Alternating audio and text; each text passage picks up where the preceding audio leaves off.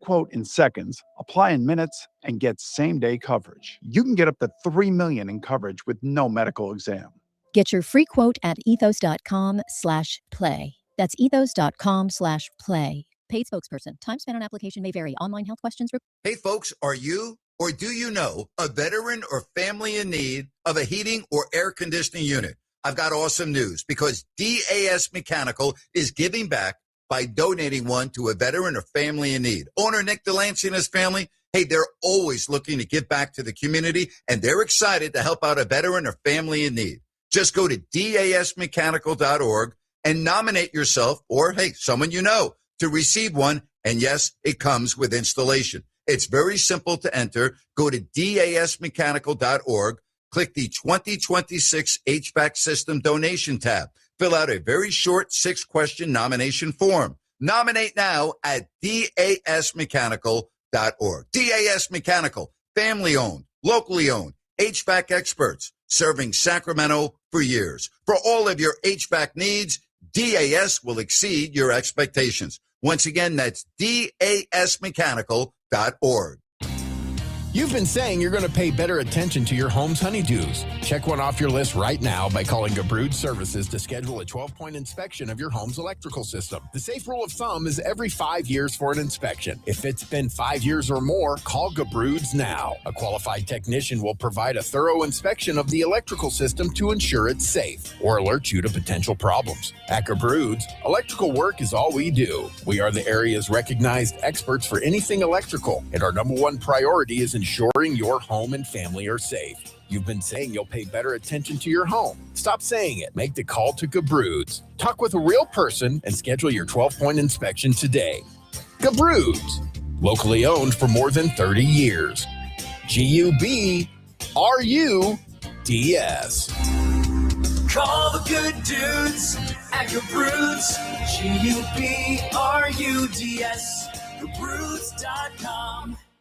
Investors, keep listening to learn how to get your free gold report. A currency crisis is upon us. The U.S. dollar has been the world's reserve currency for over 50 years, but that is changing. It's time to protect your retirement. Decades of reckless borrowing and spending have critically weakened the dollar. The U.S. has become the world's biggest debtor with over $35 trillion in debt. Plus, the dollar's become weaponized. Countries are dumping it. Investors who wait until it's too late could lose big. There is one safe haven: gold. Diversify your portfolio with a physical asset they can't take away. Call the Reagan Gold Group right now and ask for your free gold guide. Here's our number: 800-941-4184. 800-941-4184. 800-941-4184. That's 800-941-4184. It's back, Sacramento. Fox Sports Radio and Elk Grove Chevrolet are proud to present Capitol Beer Fest Saturday, March 7th at the Capitol Mall. Join us for a day of sampling God's nectar from over 70 great brewers, plus music and food, and at the Fox Sports Elk Grove Chevy Lounge, get a great cigar and meet Grant Napear. Most important, of course, 100% of Beer Fest proceeds benefits Runnin' for Rhett Youth Fitness. Get your Beer Fest group together and get your tickets now at CapitalBeerFest.com. That's Capital with an O, BeerFest.com. CapitalBeerFest.com. Brad Gazan, on Atlanta United, we know everyone has a ritual,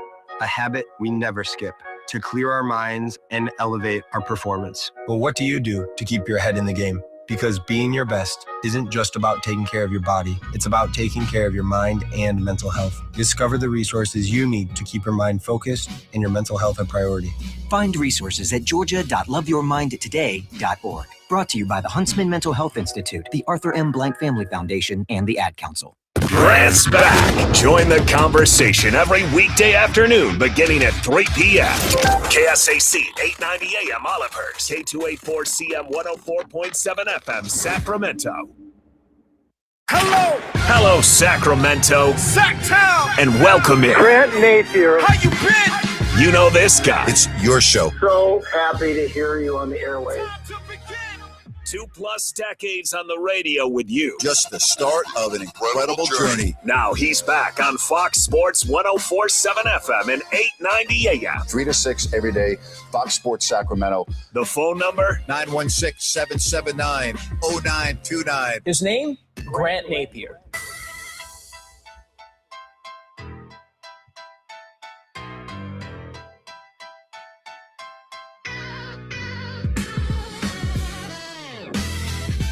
And a good afternoon, everybody. Hope you had a good holiday weekend. I am happy to be back. My thanks to Rhino for hosting the show yesterday. We've got a busy week. Today, Sean Salisbury. Tomorrow, Olden Polynice and Scott Pollard to start talking some college basketball, including Mr. Peterson out of Kansas. Thursday, Ross Dellinger.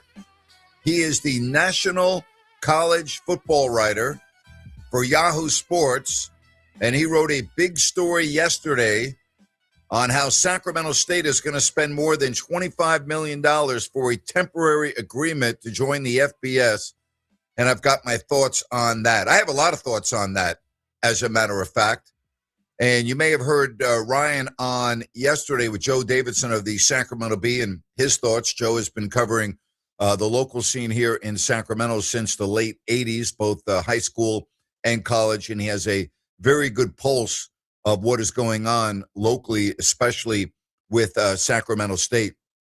When I first saw this, it made absolutely zero sense to me, and after exploring it some more, it even makes less sense than it did when the news broke over the weekend. So let me get this straight. Sacramento, which has never, with a capital N, been in the college football, okay, doesn't really care about college football, doesn't talk about college football, doesn't support college football, all of a sudden, a commuter school that really has never excelled in college football to a degree that, you know, again, many other areas of the country have, both on success on the field and with fans attending their games, all of a sudden is going to join a conference on the other side of the country, and that's going to get me excited to go watch Sacramento State football? Really? Do you even know about the Mid-American Conference? Do you know even where the teams are located in the MAC? Seriously, do you know anything about the MAC? The MAC is the doormat for the Big Ten. Nobody in that part of the country cares about the Mid-American Conference. I know. I went to school at a MAC school. I went to Bowling Green. Yeah, I know it was a long time ago, but, you know, it's not like I have stopped completely covering the conference. No one cares about the MAC. No one ever has cared about the MAC. The MAC, again, is the doormat of the Big Ten. You know what the biggest game of the year was when I was at Bowling Green? It was Ohio State and Michigan. That was the biggest game of the week. You know what the biggest game of the week is at Eastern Michigan, Western Michigan, and Central Michigan? You know what their biggest game of the year is? Michigan, Ohio State. That's the truth. The MAC is a doormat for the Big Ten. Now, is it big-time college football? No, it's not big-time college football. Are there some really good players that come out of the MAC into the NFL? Well, of course. There are good players that come out of Division III schools to go play in the NFL. If you're good, they're going to find you. But the MAC, really? You're going to join the Mid-American Conference at that cost? And by the way, all of these figures about how many millions of dollars is coming into your university is a bunch of garbage. You believe that? Stop it already. When I tell you that even people in that part of the country don't care about the MAC. How about the home attendance averages last year in the FBS? There were five MAC schools at the very bottom of the list, in the bottom tier. Oh, wow. Sacramento State's going to go play Akron in front of 7,700 fans. Oh, boy, I can't wait for that. Or Ball State at 8,900. Whoop-de-doo. Oh, don't forget about the mighty Kent State Golden Flashes at 9,800, their average attendance. Oh, let's go to Oxford and Miami of Ohio. They'll have 11,000 at the game. Oh, wow. 11,000. That's great. Oh, you can always go to Ypsilanti and play Eastern Michigan in front of 14,000. Central Michigan, Mount Pleasant. Boy, what a beautiful place to go to. In the middle of freaking nowhere. 16,000. When I covered Central Michigan, they actually had a really good quarterback. A name from the past. Ended up being a starting quarterback for the Dallas Cowboys. Can you name the quarterback? Anyone out there? Can you name the quarterback that I'm going to mention? Do you know his name? Central Michigan Chippewas. Gary Hogeboom. That's right. You want more? I'll give you more. My great alma mater with Eddie George as the head coach, the mighty Bowling Green Falcons. The fans at that school where there's nothing else going on, they don't care about Bowling Green football. A whopping 18,000. Don't forget about Athens, Ohio. If you're lucky enough to be there on a Halloween weekend, then it's great. If it's not Halloween, you don't want to go. 21,000. Western Michigan, 20,000. Again, do you even know where these schools are? Do you know anything about the MAC? No one cares about the MAC.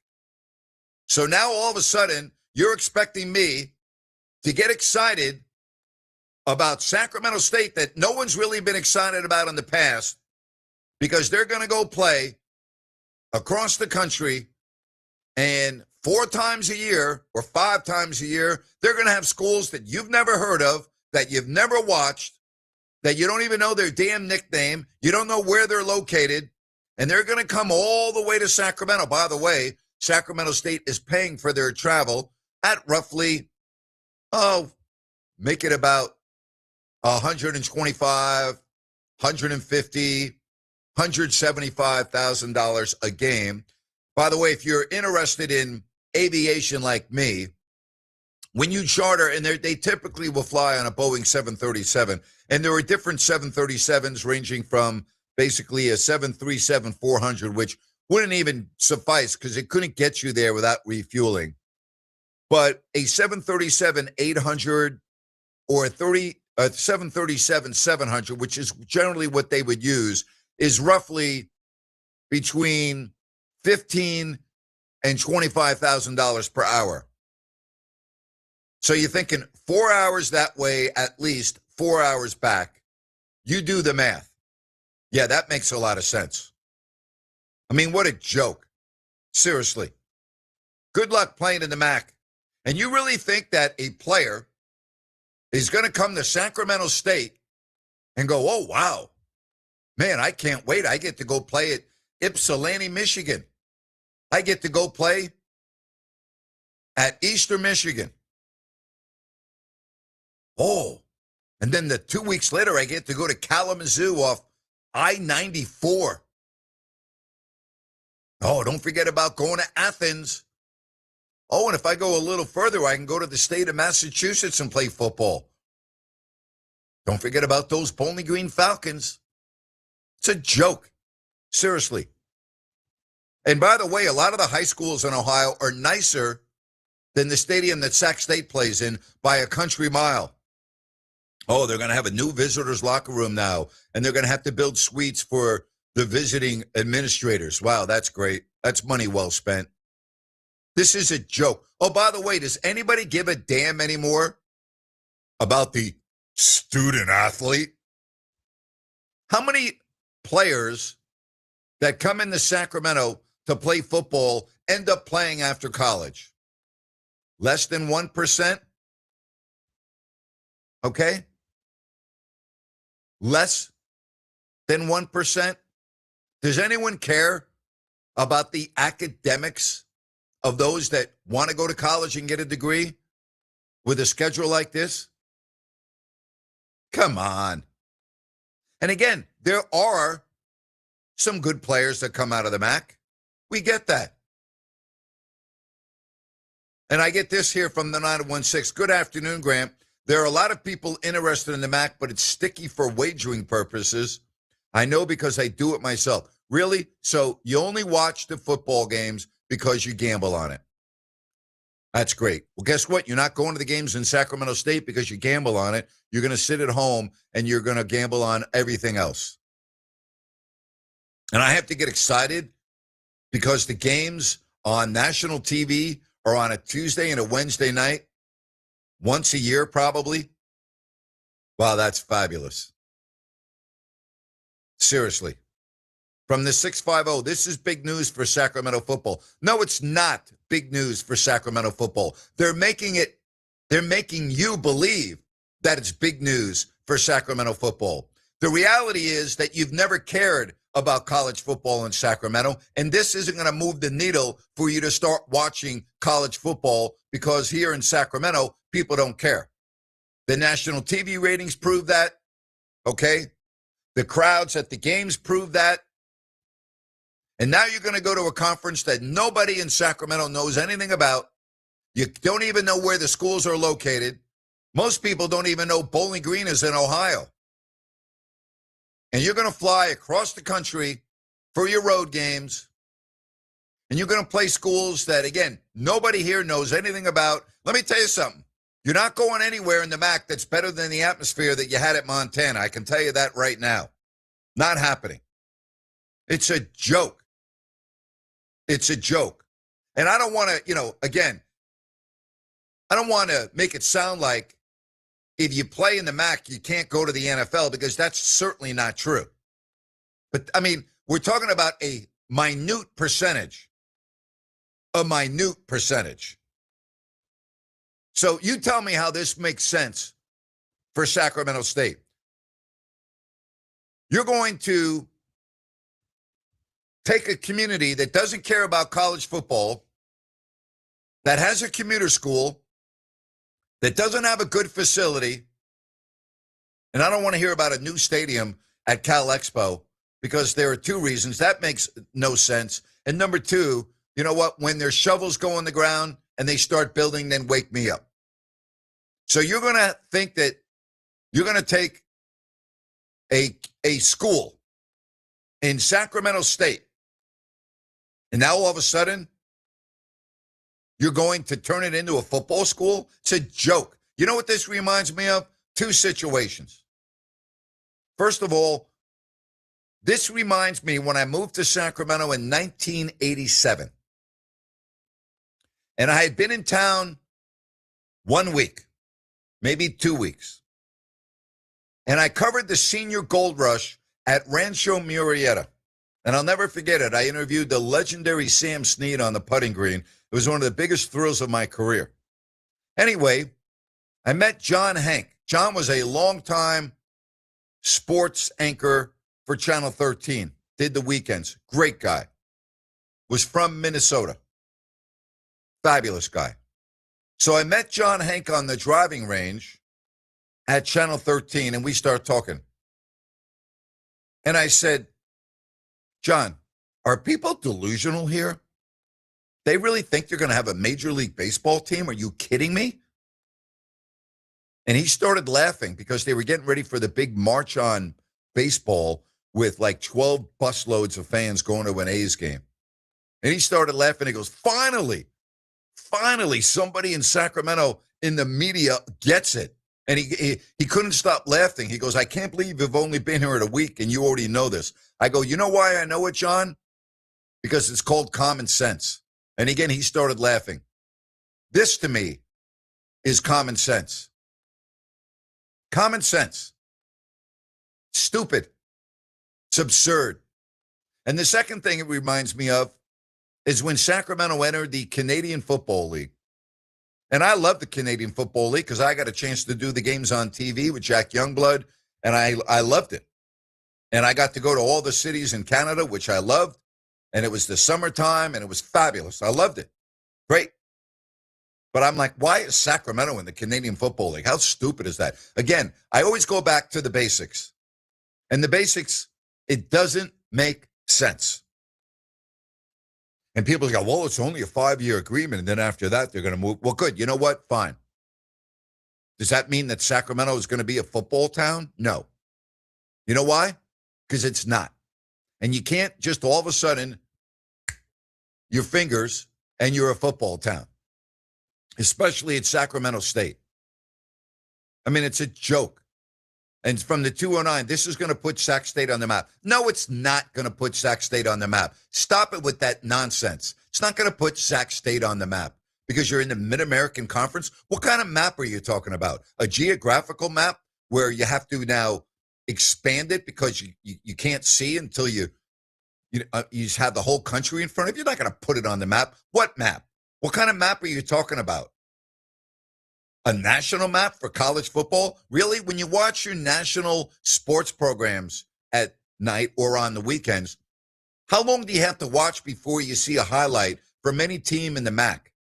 You ever turn on Sports Center or any other of your national programs and see highlights of Eastern Michigan or Western Michigan or Central Michigan or those Ohio Bobcats or Miami in Oxford?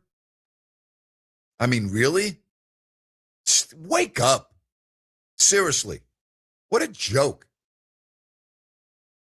It's unbelievable. Give me a break.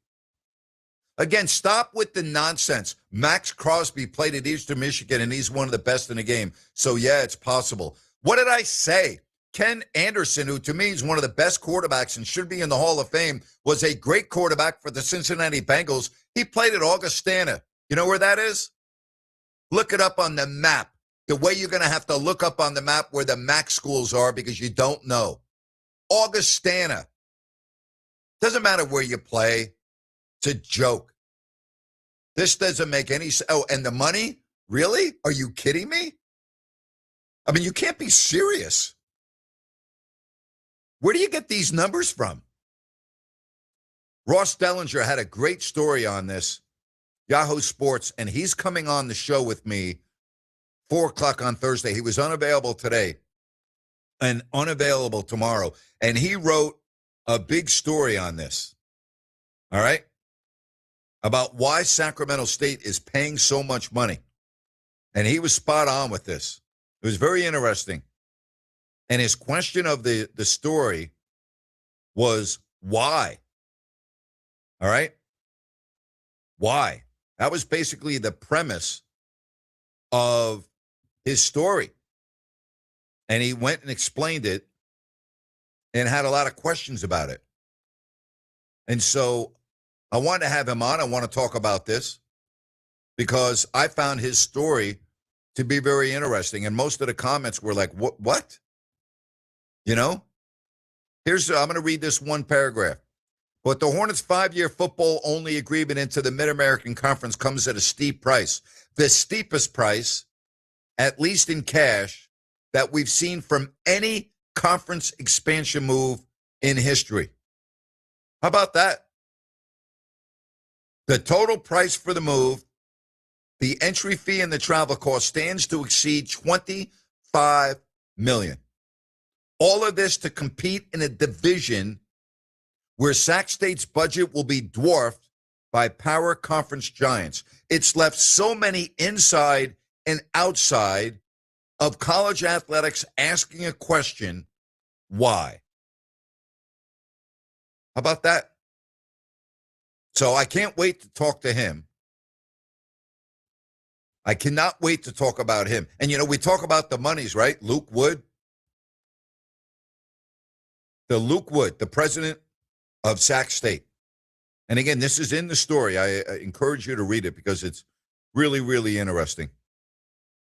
The numbers, I mean, come on. You can't be serious. Wood, who commissioned a consulting firm to generate the economic impact of 5 years in FBS, it produced a $975 million figure to the Sacramento area. You got it. Stop with that nonsense. What a bunch of crap that is. You believe that? Really? Go sell some ice to Eskimos if you believe that. because you got a better chance of doing that. What a joke. You don't believe that, do you? You can't believe that.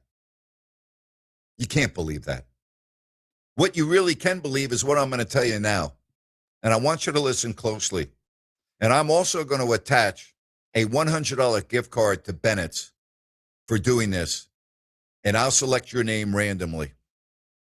Are you or do you know a veteran or family in need of a heating or air conditioning unit?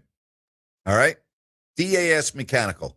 I've been talking about them the day that I started doing this radio show. And they're giving back by donating one to a veteran or family in need. Nick Delancey, the owner, awesome. He and his family, they're always looking to give back to the community. And they are pumped to help out a veteran or a family in need. And all you need to do, it's very simple. You go to dasmechanical.org and you nominate yourself or someone you know to receive one, and yes, with installation. And it's very simple to enter. You go to dasmechanical.org and you just click the 2026 HVAC system donation tab and you fill out a really quick 6-question nomination form. It's going to take just a minute or two. Nominate now at dasmechanical.org, and then I'm going to go through this with Nick. I'm going to make sure you get a gift card of $100 to enjoy at Bennett's. DAS Mechanical, family-owned, locally owned, HVAC experts, serving Sacramento for years. For all of your HVAC needs, DAS will exceed your expectations. Once again, donate a name, yours or somebody else's, at dasmechanical.org. Your phone calls on this, what I think, absurd decision by Sacramento State, and text messages, the number 916-779-0929. That's next right here on Fox Sports Sacramento. We are Fox Sports. Call the good dudes at Gabroods, G-U-B-R-U-D-S. Homeowners, if you have an electrical project you need done, then you need the good dudes at Gabroods. Family owned and operated for 30 years, Jay Gabrood and his team are the area's recognized experts for everything electrical, from the very basic like repairs, lighting upgrades, and whole house fans, to the biggies, panel replacements, EV stations, and backup generators. Gabroods does it all and does it right the first time. They're actually the guys their competition recommends. Gabroods, expert 5-star service and always transparent, honest prices and solutions. Say goodbye to your electrical issues. Visit Gabroods.com or call 24/7 and speak with a real live person. Gabroods, G-U-B-R-U-D-S. Call the good dudes at Gabroods, G-U-B-R-U-D-S, Gabroods.com. Listen up, guys. Are you experiencing any of the following? Fatigue, less drive, poor performance? If so, you may be one of the nearly 30 million men in the U.S. today dealing with ED. But did you know you don't have to pay hundreds for a prescription anymore? And you don't have to deal with the hassle of seeing the doctor or the embarrassment of going to the pharmacy for a certain pill. Now, with one free call, you can find out how Herbal Virility Max can help you feel like a man again. For over a decade, Herbal Virility Max has helped guys just like you put a smile back on their face with improved performance and drive. Call today and ask about our buy one, get one free offer. 800-690-8445. 800-690-8445. 800-690-8445. That's 800-690-8445. Wouldn't it be great if life came with a remote control? You know, you could hit pause when you needed to, or hit rewind. Like that time you knocked down that wasp's nest. Uh-oh. Or that time you forgot to roll up your windows in the car wash. Fantastic. Yeah, a remote control would have come in handy then. Well, life doesn't always give you time to change the outcome, but prediabetes does. With early diagnosis and a few healthy changes like managing your weight, getting active, stopping smoking, and eating healthier, you can stop prediabetes before it leads to type 2 diabetes. It's easy to learn your risk. Take the 1-minute test today at doihaveprediabetes.org. Life doesn't come with a remote control. Yikes! So you're on your own with the wasps. You have the power to take control of prediabetes. Visit doihaveprediabetes.org today. That's doihaveprediabetes.org. Brought to you by the Ad Council and its prediabetes awareness partners. Sean Salisbury today at 5 o'clock after Grant's Rant. 916-779-0929. Let's get to, no pun intended, Mac. Mac, welcome to the show. Hi. Hey, I just wanted to talk about a little bit about Dr. Wood and just his questionable leadership. I just about 6 years ago, I finished my graduate work at Sacramento State. And I remember when I was going to get my bachelor's on the tours, one thing that they were very proud of is they would say, hey, we are the #1 commuter school in California. And they would also say another thing that they were very proud of is we had one of the top criminal justice programs around. Well, fast forward, Dr. Luke Wood comes in and he says he doesn't want us to be a commuter school. He's now forcing undergraduates to live on campus. And now I think, we're losing our criminal justice program. And I think about this $25 million, and I think, what could that done to your criminal justice program? I mean, look, not that I hate athletics, but that's just not who we are. We try to compete with UC Davis so much, but we're not UC Davis. So I understand UC Davis made a jump, but that's, I think what Dr. Wood fails to realize and fails to do is he's not embracing what Sacramento State is. It's a really good education school. I'm a teacher. I went to school and became a teacher there. It was built to create teachers. And the fact that they're going away from it, it's just very disappointing, especially coming from the great leadership that we had of Dr. Nelson. That's all I had to say, and I hope you have a great day. Well, I appreciate the perspective. Listen, I've got a lot of friends that went to Sac State. I've been very involved with Sacramento State with the foundation that I had for so many years of putting students into college, and many of them ended up going to Sacramento State. So, I'm not, first of all, I'm not anti-Sacramento State. I call it the way I see it. I've lived in this community since 1987. And I will tell you, Mac, in all of the years that I've been on the radio in Sacramento, which is just under 30, and I'm not exaggerating when I say this, maybe, and again, this is not an exaggeration, in 30 years, or a little bit less than 30 years, maybe 15 calls in 30 years, I'm not exaggerating, on Sac State football. Now, I've interviewed the coaches of Sacramento State many times over the years. Bob Mattos, all right? I started interviewing Bob when I moved to Sacramento in the late 80s. There are others that I have interviewed, but I mean, no one talks about Sac State football in Sacramento. Nobody. No, you're absolutely right. And I just, like I said, Dr. Wood should really take a look at, take a look at what's going on inside. I mean, heck, the staff just went on strike today. I mean, why don't you take care of that type of stuff before worrying about going to the MAC and paying $25 million and stuff like that? That's how I feel. I mean, look, we've never been an athletic school. Again, I'm not against athletics. But why do we have to all of a sudden be this big bad program? That's not who we are. And by going away from what you're good at, you become worse, and that's what we are becoming. And that it's just disappointing. Yeah, thank you very much. The other coach that I used to talk to, and I will say this in all honesty here, there are very few people that I've met since moving to Sacramento that I respect more than John Volek. And John was the head coach at Sac State in 95, was 6-7 years, and then the athletic director.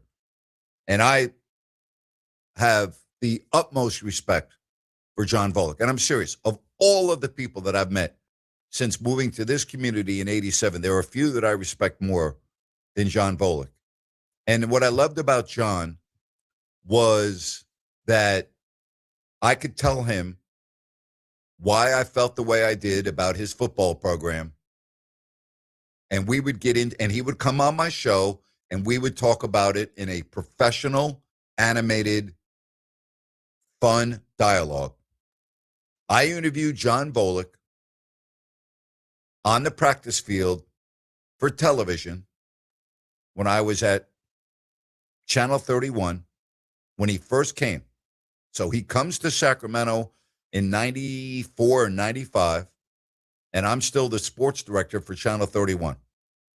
And I'm interviewing John Volek, and he said his goal is to become the Florida State of the West. And I start laughing. I'm like, John, come on, stop it. And I said that in the interview. He goes, what? I go, John, stop with the Florida State of the West, would you please? I mean, that's ridiculous. And I said that. I go, John, that's ridiculous. And we kind of got into it because that's what he believed. And I made fun of him on the radio on television. I made fun of him. Not in a derogatory way. I used examples. And then I started my radio show right then. And I made fun of him. And he would come on. I love John Volek. Love the man. Not gonna say anything bad about him. I can't say anything bad about him because he loves Sacramento and loves Sacramento State. I love his heart. But I'm like, John, come on. You can't be serious. Stop it, would you please? And here we are in 2026. Sacramento State is not the Florida State of the West. And they're not even anything in the West now because they're going to go play in a mediocre conference, the doormat of the Big Ten that nobody cares about. All right, if you think that people care about the Mid-American Conference, I invite you to invest some of your money, do some road trips, and go watch Sacramento State when the schedule comes out in a week when they go play MAC schools. And you go make the trip, and you experience the pregame tailgating or whatever, which good luck finding that. And I mean that when I say good luck finding that. And experience Mid-American Conference football and then get back to me. Ryan, I know you talked with Joe Davidson yesterday. I listened to the interview. Joe actually was positive about this. Mm-hmm. And I listened to the interview. And while I was listening to the interview, you asked a question to Joe that I'm glad you asked. And you said, Grant has always talked about that this is not a good market for football. Agree? And Joe said, yeah, I agree. Yeah. And he went into it. This is a good market for high school football. You know, that high school football has grown incredibly throughout the time that I moved to now. This is a much bigger area for high school football than it is for college football. And the domino effect of all of this, which is a travesty, is that we are seeing the end of the only game that mattered in this area, the Sacramento State Davis game. Doesn't look like it's going to happen anytime soon, and that's a real shame. That's a real shame. Yeah, and Joe pointed out that in a way he sees this move as a way to retain some of that local talent because it is a little bit of a hotbed here in California for high school football players. You've had some powerhouses that date back to the 80s, 90s. You've got the newer ones like Folsom, etc. But to me, having 24 hours to sit back and kind of process what Joe had to say, it comes down to this. It's not about the MAC, the MAC. This is about FCS. This is a gamble by Sac State, Grant, that in 5 years, this community is going to turn out. You're going to hopefully have a new stadium, and you are going to have a program that is competent enough to move on from the MAC to the Mountain West or someplace closer. And the other side of that gamble is you set this program back immeasurably. What if you had to go back to FCS instead of FBS? It feels very rushed all of the sudden. Very rushed. It would be great if they could work their way into the Mountain West. Okay, I think most people would agree with that. We'll see. I predict there will be a new president by the time that happens because I don't think that the president Wood will survive this. I think this will be a disaster economically for Sacramento State. And I'm not rooting for that, by the way. No. I'm not anti-local sports here. I've never been anti. What I am is opinionated based on what I think is going to happen. And I'm not afraid to tell you what I think is going to happen. And I like to tell you before it does happen. But I think this will cost the president his job. I think this is one of the worst decisions that I've seen since I moved here in 1987. This makes zero sense. And you say it's not about the MAC, but right now, for the next 5 years, it is about the MAC. Sure. Okay? Yeah. It is. And if you think, Ryan, that I'm going to get excited to go watch Sacramento State play Eastern Michigan or Miami of Ohio or Ohio U or Kent State or Akron, you're wrong. And if you think that my neighbor is going to get excited to all of a sudden become a Sacramento State fan because they're playing Akron or, Western Michigan, you're wrong. They don't give a damn and they won't go. Well, and you lose some of the rivalries that you had from the previous conference, right? So now it's about building temporary rivalries. And maybe that's why some people attended Sac State games before, because they liked seeing Sac State play Montana or whoever it was going to be. I think the really interesting thing about this, when you mentioned Luke Wood, is you have these two programs within Sac State that are running completely different in terms of the basketball and the football program. Yes, very true. The basketball Completely program is growing organically. You probably could not have picked a better coach in Mike Bibby to take that program over, and a qualified coach to take that program over based off of where he was at in his coaching journey. And Joe talked about it yesterday. The new Hornet gym that they expanded. It's great. They're standing room only. Yes, it's overflowing. It's happening the way it should be. But it can happen in basketball. It can't happen in football. It happens in basketball because of this reason. And this is the real key here. One player can turn around an entire basketball program. One. And that's why you see it in basketball. And plus, Sacramento is a basketball town, obviously. Right. I don't have to tell you why. It's a big difference than football. Big difference. Which leads me to this question that I'll let you think about over the break. Is Sac State investing in the wrong sport? I think they are. Yes, I think they are. Now, I don't know what they're investing in basketball, but this makes zero sense for me. And I would, once again, ask my audience, do you even know where the MAC schools are? If I told you, if I asked you, where is Eastern Michigan? Where is Central Michigan? Where's Ohio located? Ohio University. Where's Ohio? The Ohio Bobcats is what they're called. If I asked you where Miami's located, not Florida, Miami of Ohio. True. I bet you the majority of the people listening to this program wouldn't be able to tell you and have never watched any of these schools play. I will tell you, being an alum of Bowling Green, most people don't even know what state Bowling Green's in. They get it wrong. Well, and a lot of these teams play on the off day for football. When you get through Monday Night Football and it's the middle of the season, that's when you end up with the Tuesday night MAC games. That's great. It's great for gamblers. ESPN. It's great for gamblers, and it's great for NFL coaches and players who have Tuesday nights off. How about this? Grant, I live by Sac State.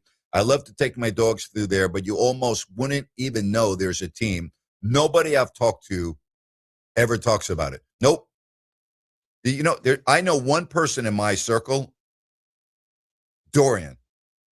He talks about it occasionally, all right, because he played there. He was on the Sac State football team. That's it. Nobody I know that went to Sac State ever talks to me about Sac State football.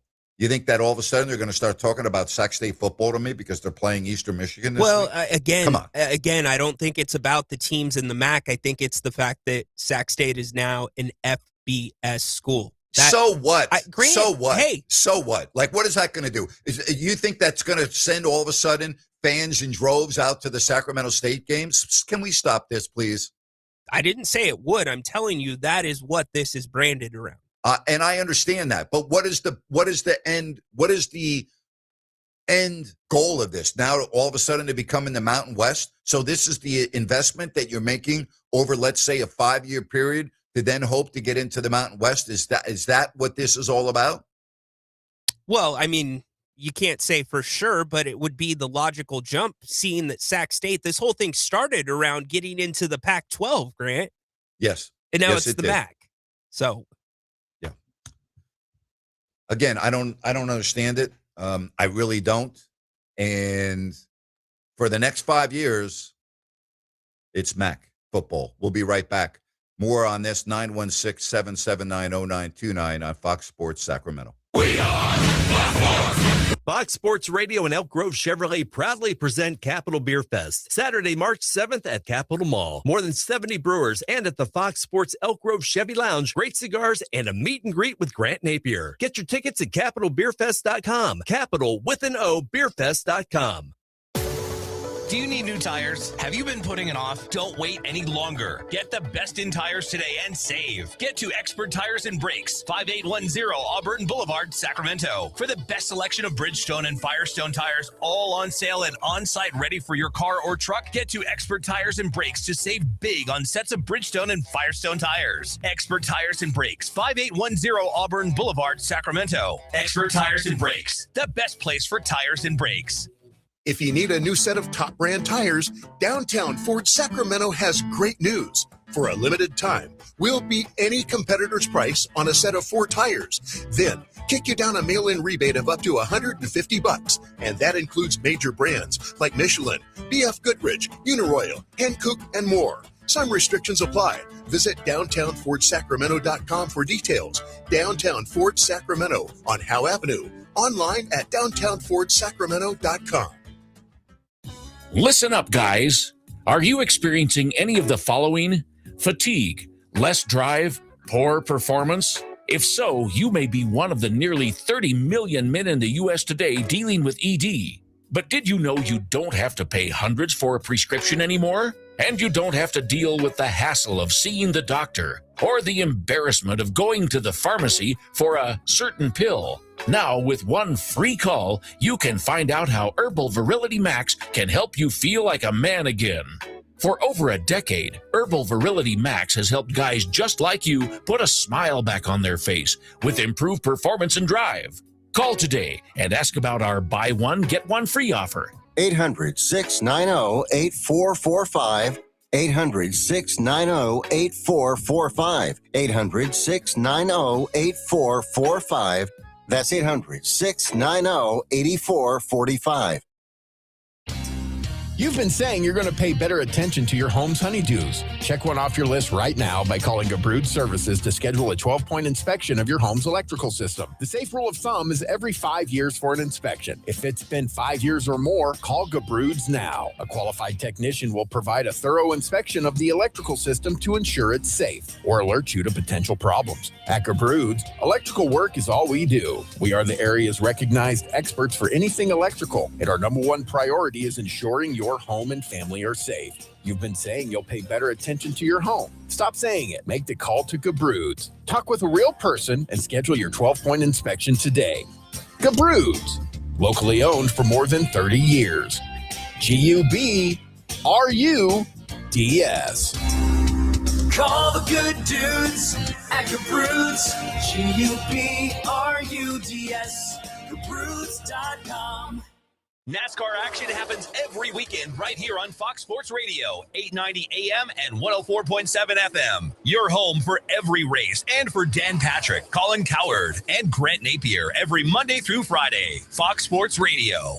All right, son. Time to put out this campfire. Dad, we learned about this in school. Oh, did you now? Okay. What's first? Smokey Bear said to. First, drown it with a bucket of water, then stir it with a shovel. Wow, you sound just like him. Then he said, If it's still warm, then do it again.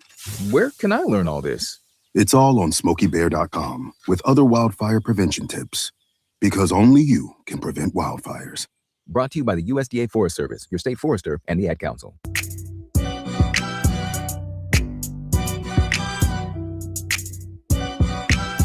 916-779-0929. During the break, just for the heck of it, I looked up a couple of the annual revenues generated for a couple of schools in the MAC. For the 24-25 fiscal year, Central Michigan Athletics, they generated approximately $7 million in revenue, which fell short of its $27 million in expenses, requiring significant university studies. Let's now move on to another school, the Ohio University Bobcats. They generated roughly 15 to 20 million annually in total athletic revenue. That's total, with football being a major, but not exclusively, dominant driver of this amount, supported by expenses such as $6 million in coaching. And I'm looking at the numbers from President Wood. Really? I mean, give me a freaking break, would you please? I mean, come on. Can we stop it with this nonsense? It just doesn't make sense. It does not make sense. So I want to get your 916-779-0929. On top of that, Sac State will not be getting any distributions of revenue from the conference.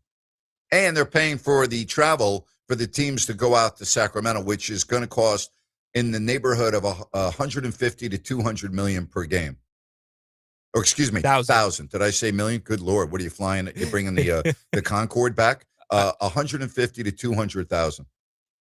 Is Etihad's getting started here in America? And everybody gets their own plane with a residence? Oh, my gosh. Hey, by the way, somebody on the chat line on YouTube, thank you, said, don't forget Sac State is very good at baseball. We've had 4 World Series tournament appearances since 2014. Reggie Christensen has really brought in great talent. Yes, very good job there. You're absolutely right.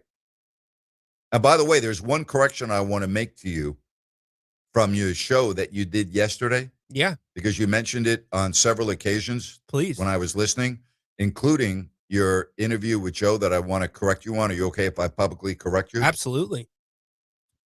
You will not find me at a Bowling Green Sacramento State football game. There is no chance on earth, okay? The only way I will go to a Bowling Green Sacramento State sporting event is if it's in ice hockey, all right? Come on. And if that doesn't happen, I won't be. I'm not kidding you. I'm not going to the Bowling Green football game because they're playing Sac State. Why would I waste my Saturday afternoon doing that? You got to support your team. That's your fellow brethren. Yeah, I don't have to. I support Bowling Green hockey. You know why I don't support Bowling Green football? You want to know why? Why? Because nobody else does. Why would I waste my time supporting a product that no one cares about? They don't care about Bowling Green football and Bowling Green. They don't care about any of the MAC schools. That's the point I'm trying to make to you here, okay? They don't care. And not only, yes, I announced it a long time ago. I get that, but they still don't care. You think people care about the Toledo Rockets? You think people care about Kent State? You think people care about Eastern Michigan? I mean, they don't care. They don't care in the towns. They don't care. The attendance dictates that.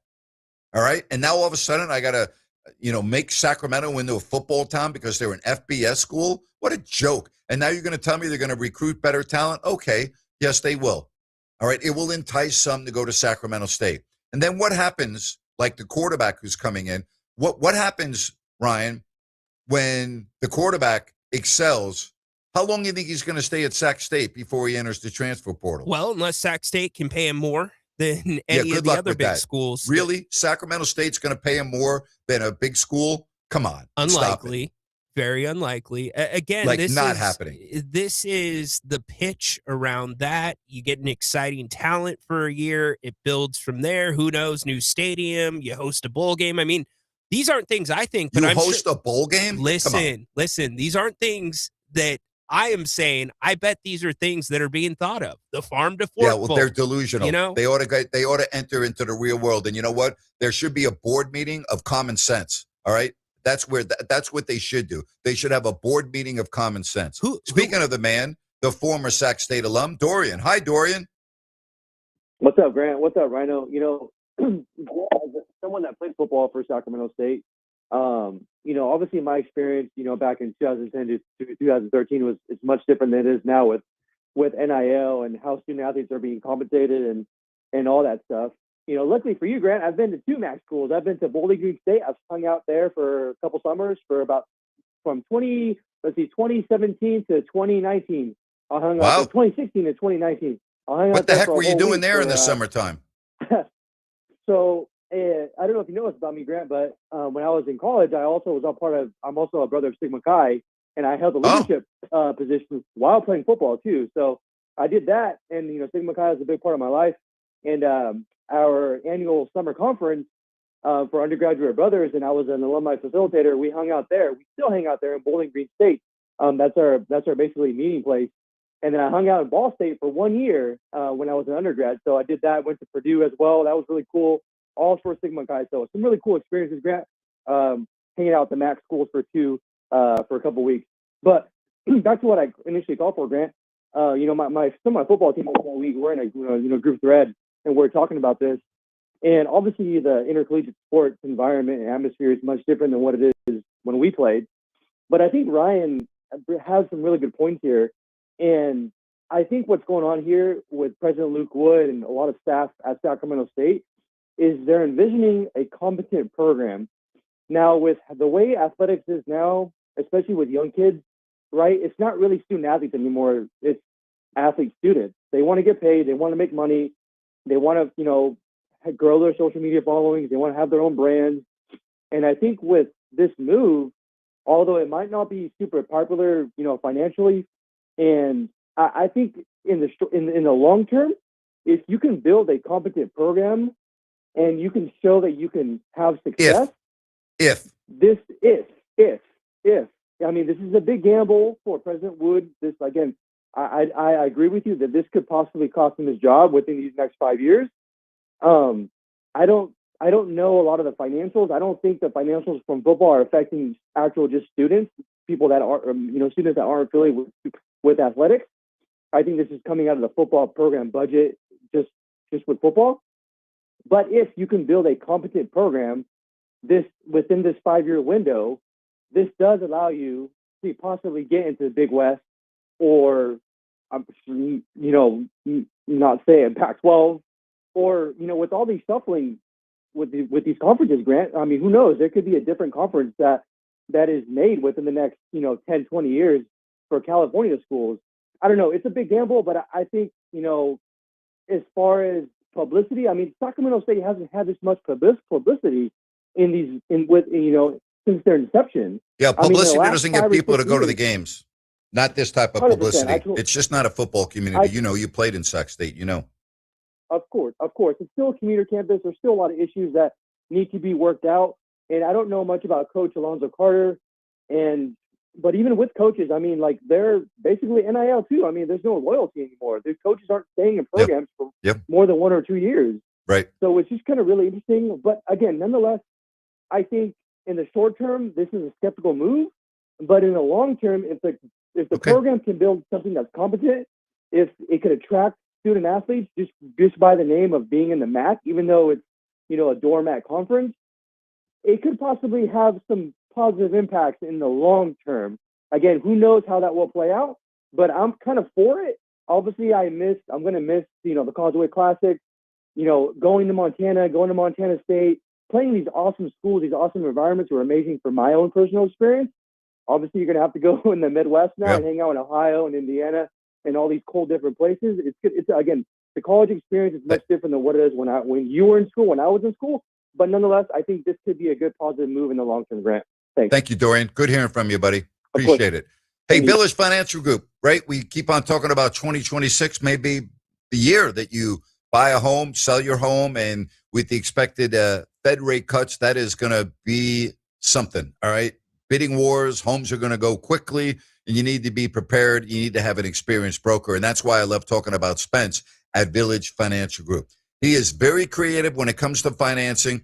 It's kind of like a boutique experience, a white glove service where he's going to take you from the start line to the finish line. And he has access to private money, which is so important because that will really expedite things and get your loan closed quickly.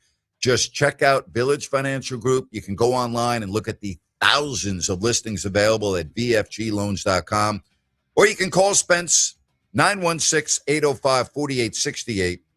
Again, call or text Spence at 916-805-4868. Owner broker at Village Financial Group, 30 years of experience as a mortgage broker. It makes sense to call Spence at 916-805-4868. Village Financial Group, looking out for your best interest. By the way, Ball State, a whopping $7.7 million in revenue for their football program last year. Ooh, boy. Wow. Unbelievable. We'll be right back with Hour 2, Fox Sports Sacramento.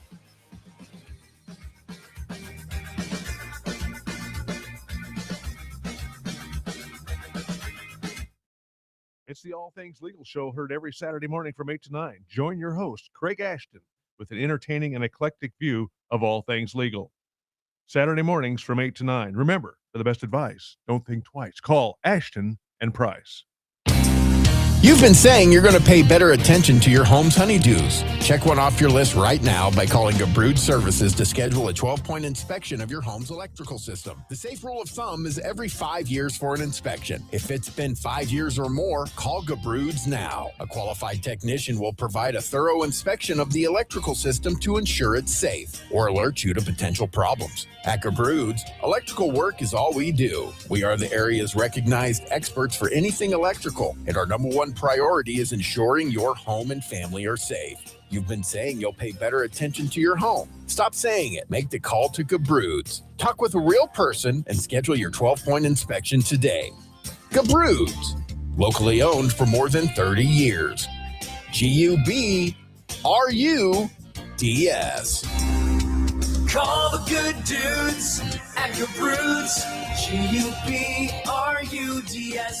Gabrud's.com. Listen up, guys. Are you experiencing any of the following? Fatigue, less drive, poor performance? If so, you may be one of the nearly 30 million men in the U.S. today dealing with ED. But did you know you don't have to pay hundreds for a prescription anymore? And you don't have to deal with the hassle of seeing the doctor or the embarrassment of going to the pharmacy for a certain pill. Now, with one free call, you can find out how Herbal Virility Max can help you feel like a man again. For over a decade, Herbal Virility Max has helped guys just like you put a smile back on their face with improved performance and drive. Call today and ask about our buy one, get one free offer. 800-690-8445. 800-690-8445. 800-690-8445. That's 800-690-8445. Hear that? That's the sound of your life. Perfectly imperfect. Beating in rhythm to the world you've created. But every time you drive after drinking, the music gets drowned out. Your life sounds pretty great. Don't let a buzz ruin it. Buzz driving is drunk driving. Don't drive buzzed. A message from NHTSA and the Ad Council. The voice of Sacramento sports is back. Hear Grant Napear every weekday beginning at 3 right here. KSAC 890 AM Olivehurst, K284CM 104.7 FM Sacramento.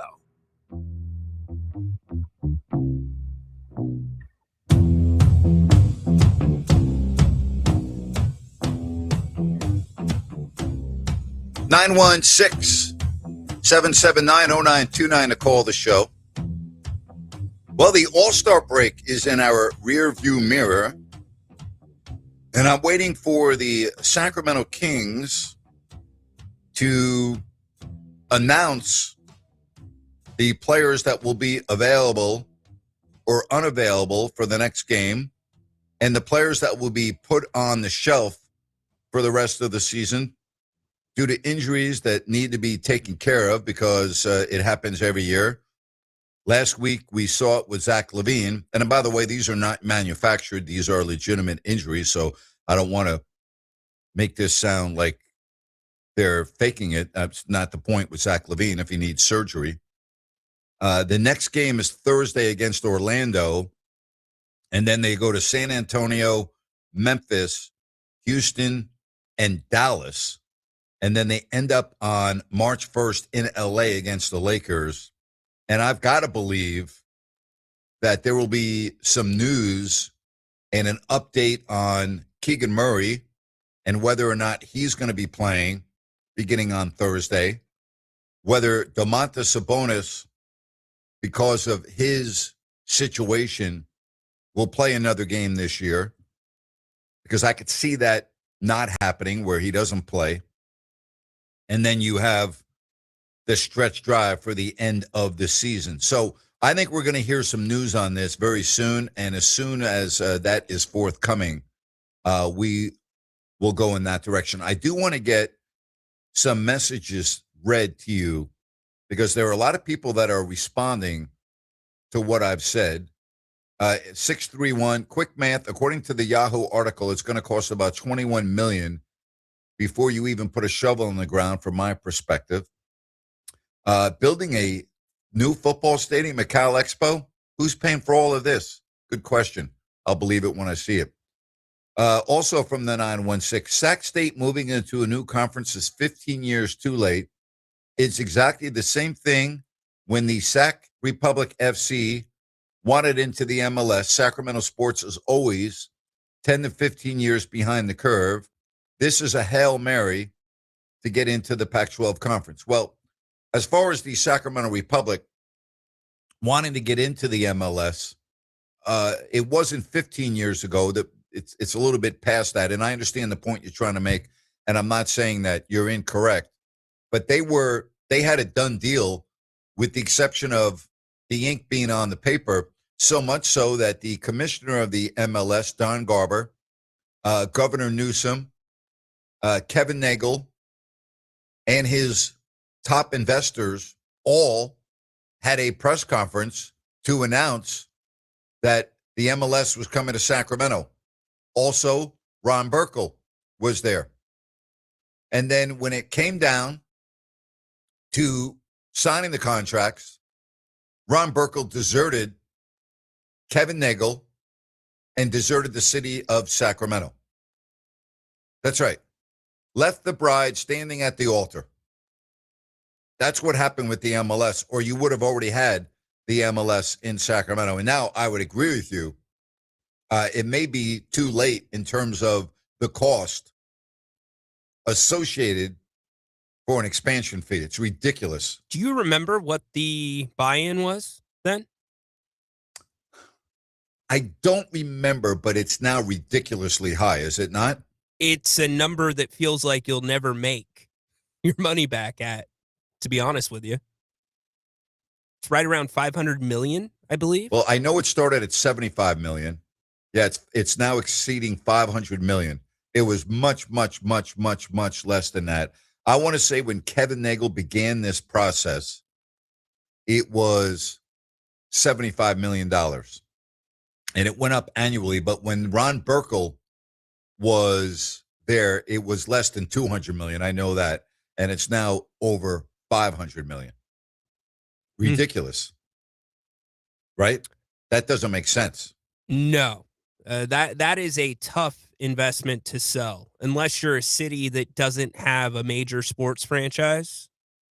Maybe you can make that work there. The other part, and I'm going to go around the map here because we have a lot of topics we're going to cover. The other interesting aspect of this, in order for Sacramento State to make this work financially, they're going to have to go get their butts kicked annually by a major conference school, right? They're going to have to go play one of the big boys.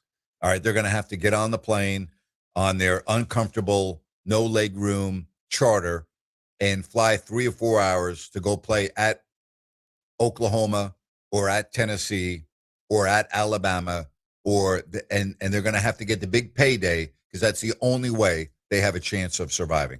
That's the only chance. No other way. 916-779-0929.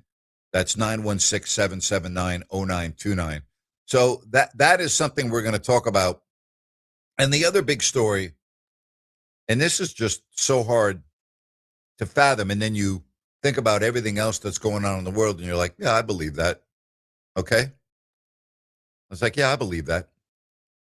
has to do with Tony Clark, who is no longer the head of the MLB Players Association due to the story where he has resigned, all right, after an internal investigation revealed an inappropriate relationship with his sister-in-law. How about that? Incredible. Alleged improprieties, including nepotism, the relationship between Clark and this woman was revealed and prompted him to resign. Was he been in that position for more than 12 years? Again, some things you just can't make up. Let's get to Folsom and Don. Don, welcome to the show. Thanks, Grant. First of all, that MLS brings up a lot of heartache for me because I followed them from the beginning at season tickets. And when they didn't get it at the end, and you called it right, the guy, I forgot what his name is, he dropped out. Ron Burkle. And after that, I was, Burkle. And I'm like, you know what? We're not going to get it. Anyway, I'd like to switch gears. I'm an alumni from Sac State. I've gone to games before. I went to the last Davis game. And one of the best things I did was go out to Colorado State when Sac State had a good team under Troy Taylor and saw them whip Colorado State. And Colorado was thinking they were going to beat us really badly. So that was on my bucket list to always go travel to watch them play somewhere. So that's gone. I have mixed feelings. I like the Big Sky Conference. I thought it was perfect for Sac State. So I kind of have mixed feelings about going into MAC. I watch the MAC on TV on Thursdays. I know you went to Bowling Green. I don't know if you attended their games or not. But I announced a lot of their games, so I did attend them, yes. Oh, you did? Yes. Oh, that's great. So I just have mixed feelings. I want to see it succeed, but the amount of money that they've paid, I'm not sure if it's going to be worth it or if they're going to get their money back and build a new stadium. It's pretty ambitious. So yeah, and you mentioned Troy Taylor. That's what it's going to take for this to even have a chance to work. He was as good as they come for Sacramento State. I think it was, 2 or 3 straight conference championships when he was there. He had a great record. Yes. That's what's good. Yeah, in order for this to work, Don, even to have a chance, the team is going to have to be successful on the field, and I'm not really sure we're going to see that anytime soon. I don't know how they're going to face up against the MAC right out the gate. I've watched them. They've got some decent teams in that league, and they're going to play in that cold weather back there. So it's going to be kind of interesting.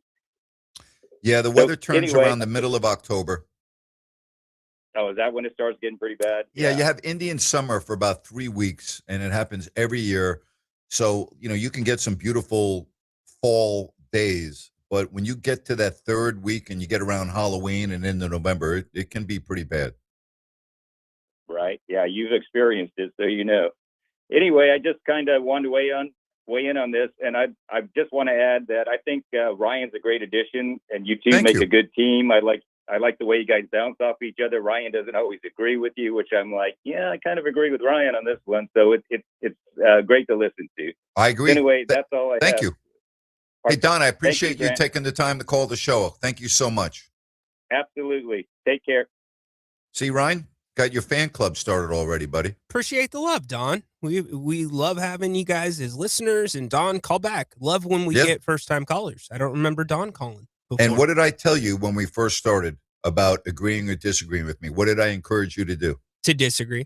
That's right. I said, don't ever be afraid to disagree with me and call me out or what have you. What did I or did I not tell you that? You told me that right away, which was natural for me. I like to go across the grain. So. Yep. And I said, don't ever be afraid to go head to head with me and we can go at it. And I said, don't ever forget that. That was one of the first things I told you. Yeah. See, that took some time though, before we met and I was like a listener. Sometimes if I disagreed, I'd call in under a different name. So I wouldn't be stained. I love it. You know? So if you ever talk to Tony from Elk Grove, that was actually Rhino. But I love it. Hey, I got to ask you a question because this is coming up in the chat. Does Luke Wood know something that we do not in terms of commitments to Sac State's NIL?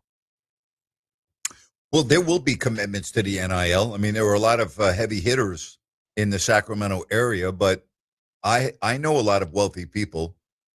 And the one thing that they all have in common is they don't like wasting their money, even though they have an abundance of it. They didn't become wealthy by making stupid decisions. Just like, I don't know if you heard the story, but Joe Buck, who is an alum of Indiana, was talked out of becoming in getting involved in nil money to his alma mater based on what Troy Aikman told him. Interesting. And it was a big story, and he said, don't do it. And so, like, it is the trend right now. But again, I want to go back to this. I know many wealthy people. I know some billionaires, and I know some people that are almost billionaires. I mean, know them very well, where right now, if I wanted to call them, not on the air, but during a commercial break, I could call them and talk to them. Okay? Sure. And the one thing that they all have in common is they don't just throw away their money. They do a lot of things for charity, but that's not throwing away your money. That's helping out others and that. But in terms of, like, they don't do stupid things with their money. And so I'm not so sure that after an initial one or two contributions with nil money where they don't see results, that they're going to continue to do so. Because here's the other aspect with this. Generally speaking, not always, when the heavy hitters give their money to a cause like name, image, and likeness, they also want to have some control because they're power people. Yep. And they want to throw their hat into the ring about what should and should not be done. And as it's with the Sacramento Kings, that was very frustrating for a lot of the minority owners who have in their own personal careers been the decision makers and been the power players. But when they signed their contracts with the Sacramento Kings in the NBA, they were powerless. They have no say in what goes on with the Kings at all. Now, they have owner meetings where they're all together, where they can give opinions, but they have zero say. Vivek Ranadive has 100% control of the team, even though there are many, many minority owners, and some of whom have put in a lot of money to be in the role that they're in, but they're powerless. Wouldn't you love to be a fly on the wall during those meetings? I have been a fly on the wall in some of those meetings because I have very good sources. Interesting. Can't imagine that they're pleasant and bubbly. I'm not going to comment on them because that's information that I'm not going to talk about from an ethical perspective, right? Like I'm not. That's fair. That's fair. I'm not going there. I will just tell you that there are annual meetings and there are a lot of things that are discussed, and that's true with all businesses and all professional organizations. But the point that I'm trying to make is that Vivek Ranadive, regardless of every single minority owner disagrees with him, which, by the way, most do, he's still going to make his own decisions based on what he wants to do, not based on what the group wants to do. Yeah, and we're just a couple of shades away at this point between the difference of college and pro sports when it comes to that. I mean, look at Mark Cuban with Indiana, who you brought up. Everybody kind of tagged him as the GM, right, of Indiana, the owner of Indiana, because he donated so much to their nil fund. Yes, that's correct. Well, all right, but it's not only college. Look at Ryder Lyons. Yeah, all right? That's a great point. Ryder Lyons, before he walked off the campus of Folsom High School to go to BYU, and he won a state championship this year, and he's great, was a multimillionaire, all right? Okay? A 5-star quarterback among the top in the nation. What was it? 2 seasons ago, the Gatorade, they sponsor the California Football Player of the Year, all right? And had already signed a huge deal, including a multi-million-dollar deal with Under Armour, where he was featured on a commercial with Richard Jefferson and some other huge professional athletes in America before he even walked off campus at Folsom High School. I sure hope he signed that before he was 18. Right? Oh my gosh. But seriously, that's where we're at right now. It is. It's the Wild West. Institutions are losing, to a degree, power, I think, in a sense, with how student athletes are being empowered by NIL and the transfer portal. I'm going to go back to something you said at the start of the segment. Sac State, and Joe said this yesterday, Davidson, that they have 4 non-conference games that they can schedule. You said you got to go get your butt kicked by the big guys. That's got to be 2 of those 4 games. And on top of that, you could have done that without moving to the MAC. Yes. And here's something else about that. All teams do it. It's the lay of the land. It's the way businesses run in college football. But you also get beat up in those games. Okay? Like those games, there's a lot of wear and tear in those games because physically you're getting manhandled. And it's not always easy to recover from those games. No, it's not for the players, but believe it or not, even though you're getting your butt kicked, the recruiting and the marketing, or at least back in my day, I'm going to be that guy, to send out the postcards to the recruits of your team playing in Allen Fieldhouse or, Notre Dame Stadium. Hey, that's a massive deal. It was the same thing with me when I was coming out of lacrosse, coming out of high school. I'm not going to brag, but I was a big-time lacrosse player in high school and, was recruited by a couple of the top teams in lacrosse.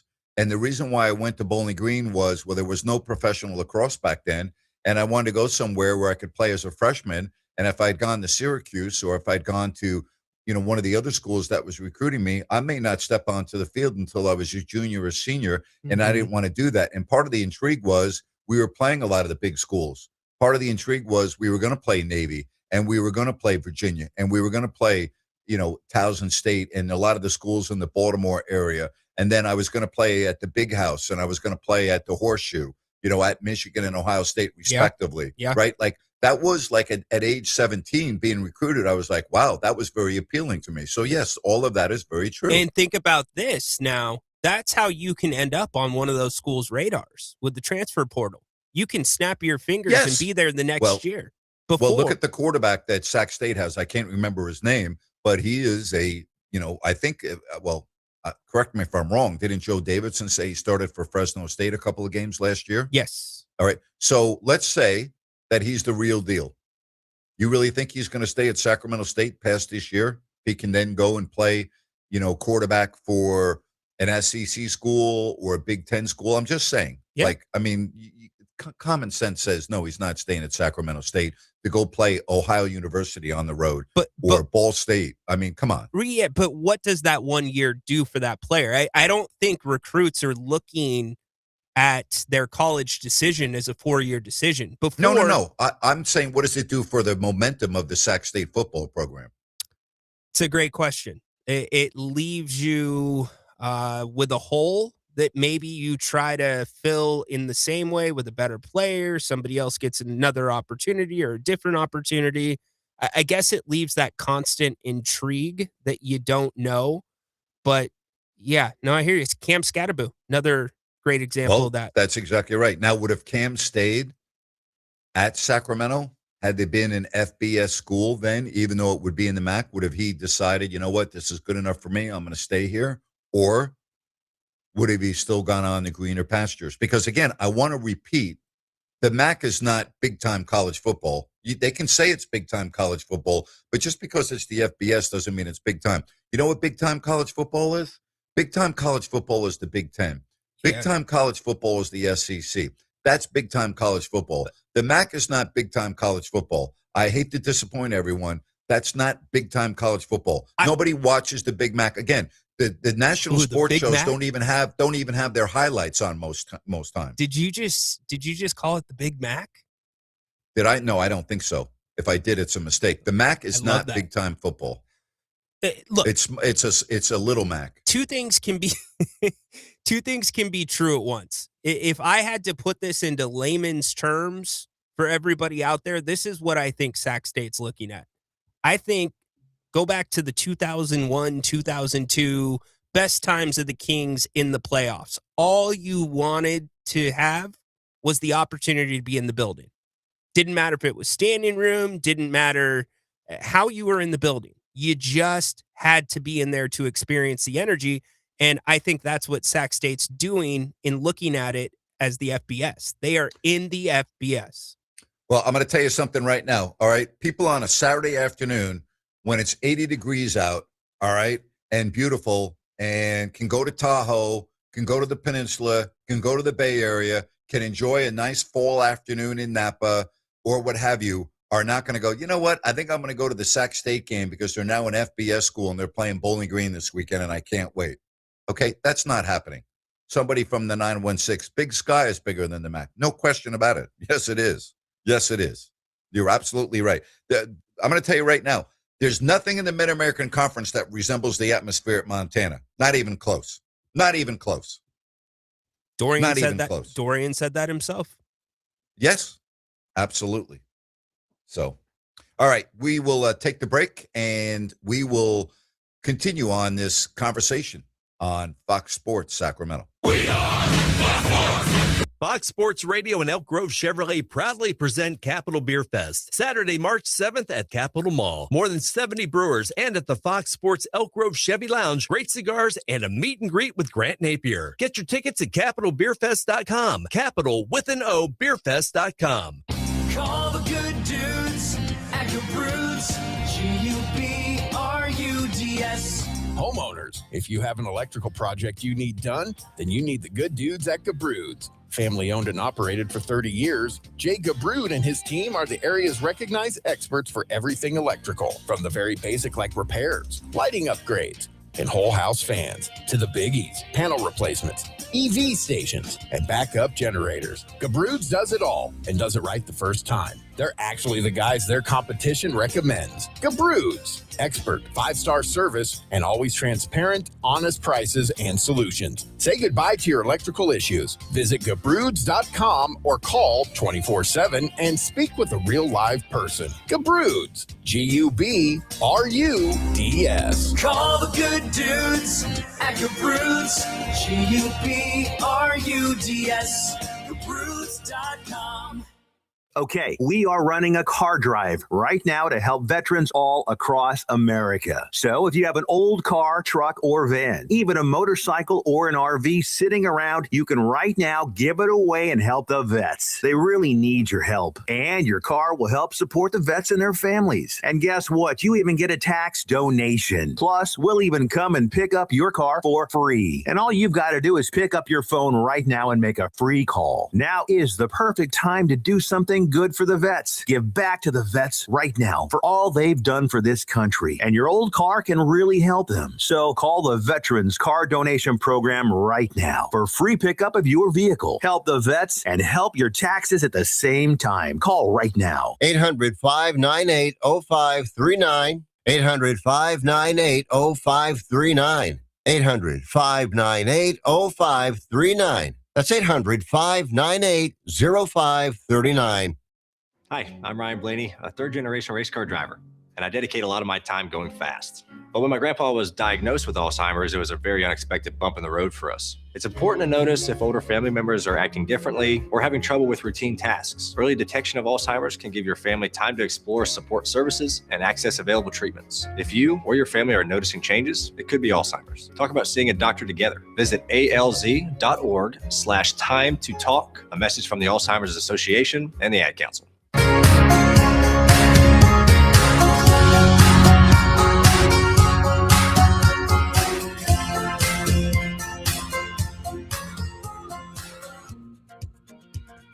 Nine 916-779-0929. What's going on? What do you want to talk about today? Huh? By the way, just to give you an idea, all right, like Western Michigan, okay?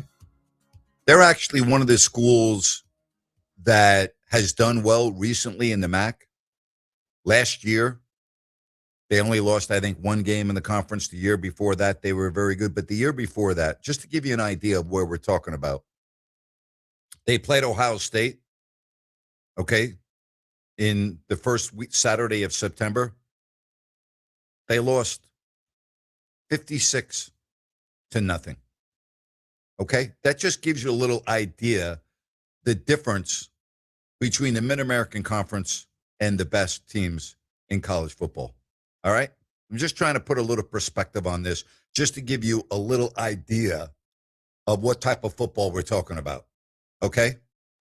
That's all you need to know. That's it. Now, will you see a MAC team upset a Big Ten team? Occasionally, yes, you will. Very rare, but yes, it has happened.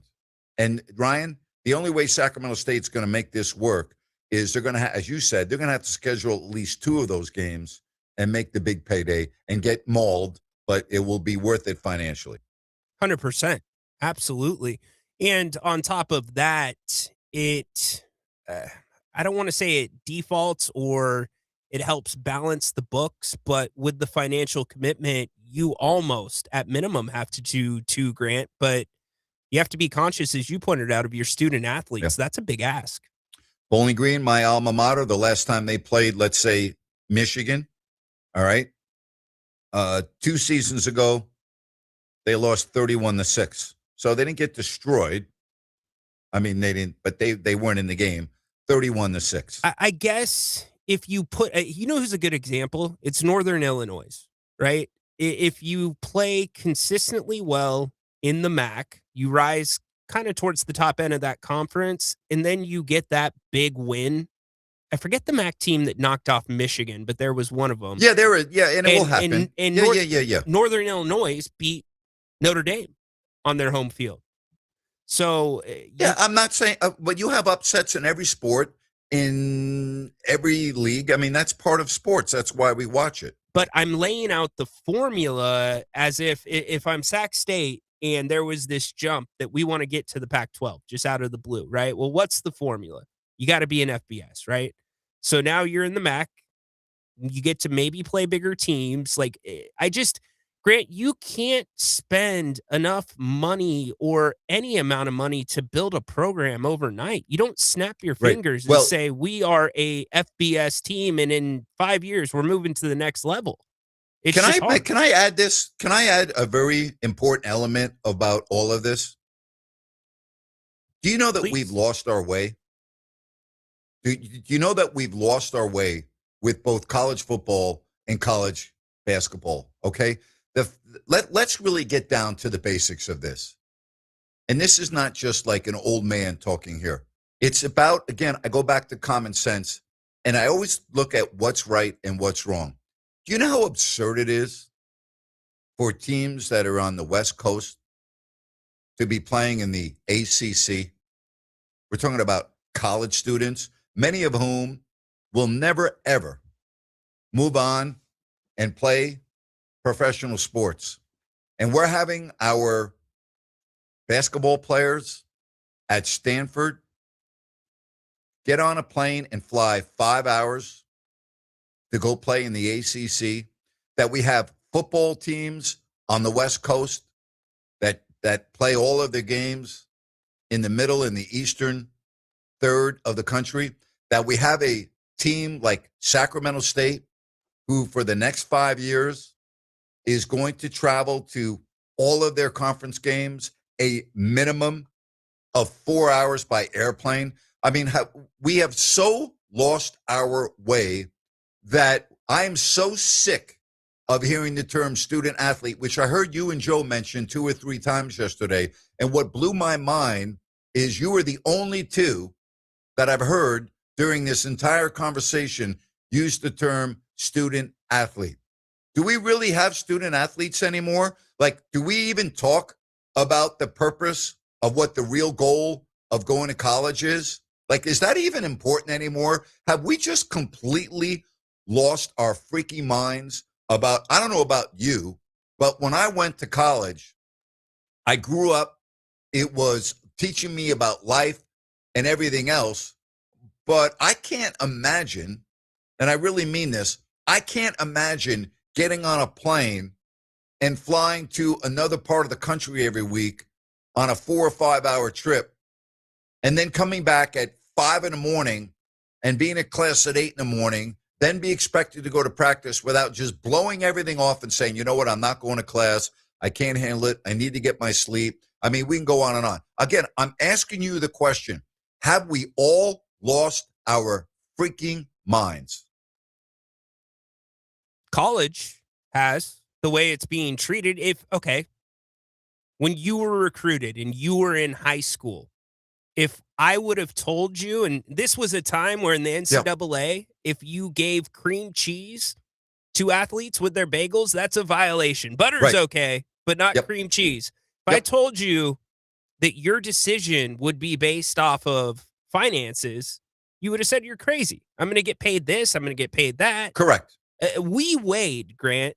We weighed the school and the opportunity back in the day. Because at the end of it, you're going to most likely not be playing. But you know where this starts? Let me take it a step further, and I'll kick it back to you.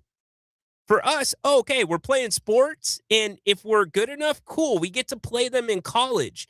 Now 4, 5, 6, 7-year-olds are being trained to get scholarships in college. It's not about college, it's getting the scholarship. Yes, 100%. And that's why there were travel squads and everything else. And here's the big part of the money with college athletics. What percent are we talking about, or percentage are we talking about of the athletes that really get the money that is life-changing? It is a very small percent. So let's go to Sacramento State for a minute with nil money.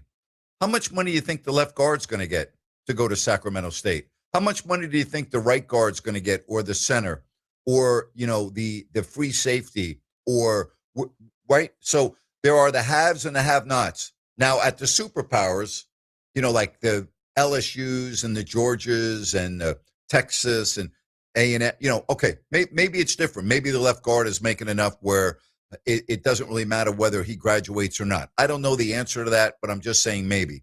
But the vast majority of players that play collegiate sports, both basketball and football, but primarily football because of the numbers involved, I will tell you, I'm not going to say it publicly, when Peja Stojakovic told me how much his son was getting to go to Illinois, I was just like, whoa. Yeah. Right? Like it was a whoa moment.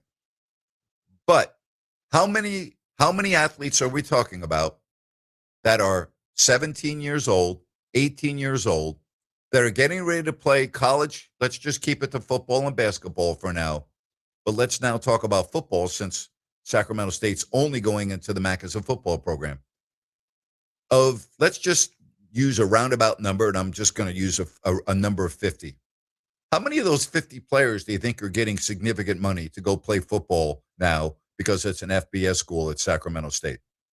Not a ton of them. I would say maybe a starting lineup in basketball, to be honest. Correct. And think about this too, the dynamics of a locker room now in college, Grant, because oh my gosh, you have 3 categories, right? Yes. You've got the 1%ers, you've got the group of guys that think they should be 1%ers, and then you've got the third group that are just happy to be on the team.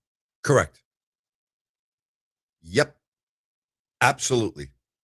So I ask you again the question, have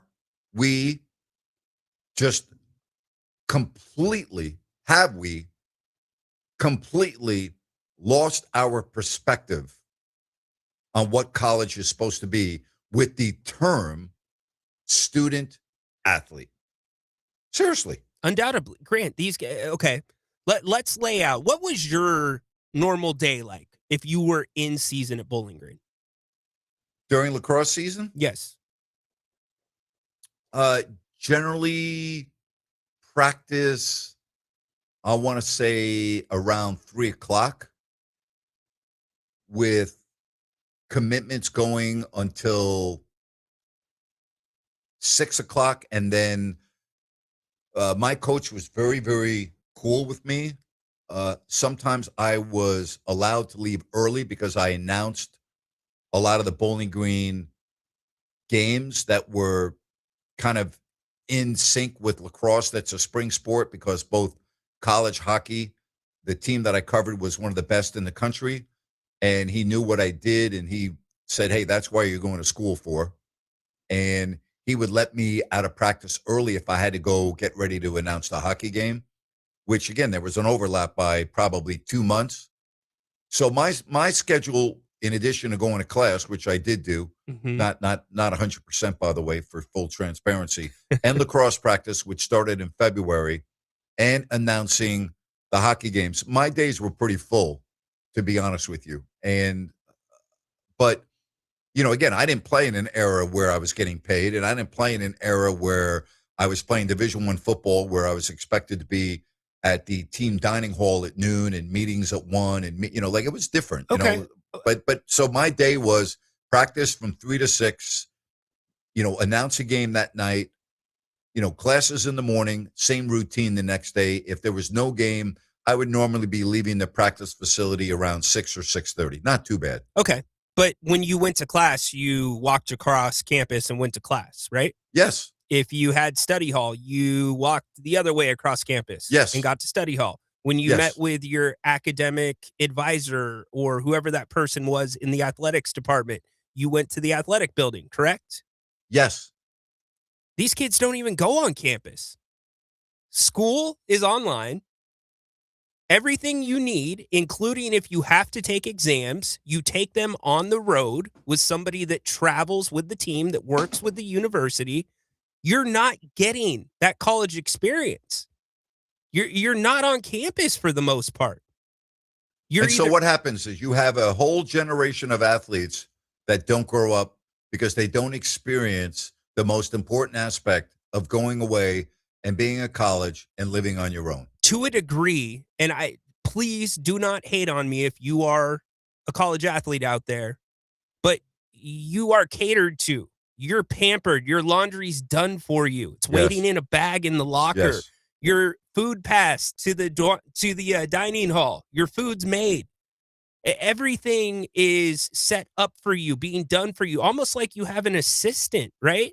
So, yeah. And then you have Carson Beck, the quarterback playing in the national championship game from Miami, and when he was asked about what was it like on campus and said, I don't know, I haven't had a class in 2 years. Right. Exactly. And I guess the point that I'm getting at is I don't know, and I'll ask you, if we are beyond the point of where the NCAA can bring this back, because ever since they relaxed the rules because of COVID, this thing has just snowballed.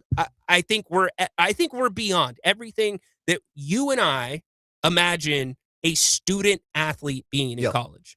It will be reeled back because of the outcry that, number one, is going on with the transfer portal. The Lane Kiffins of the world that leave in the middle of a college football playoff. It is a big problem for college football, and there will be a new calendar in place, but the money is not going to be reeled back. And unfortunately, that's all anyone cares about anymore is money, money, money. And it's their top priority when it really shouldn't be your top priority in many instances. In some instances, yes.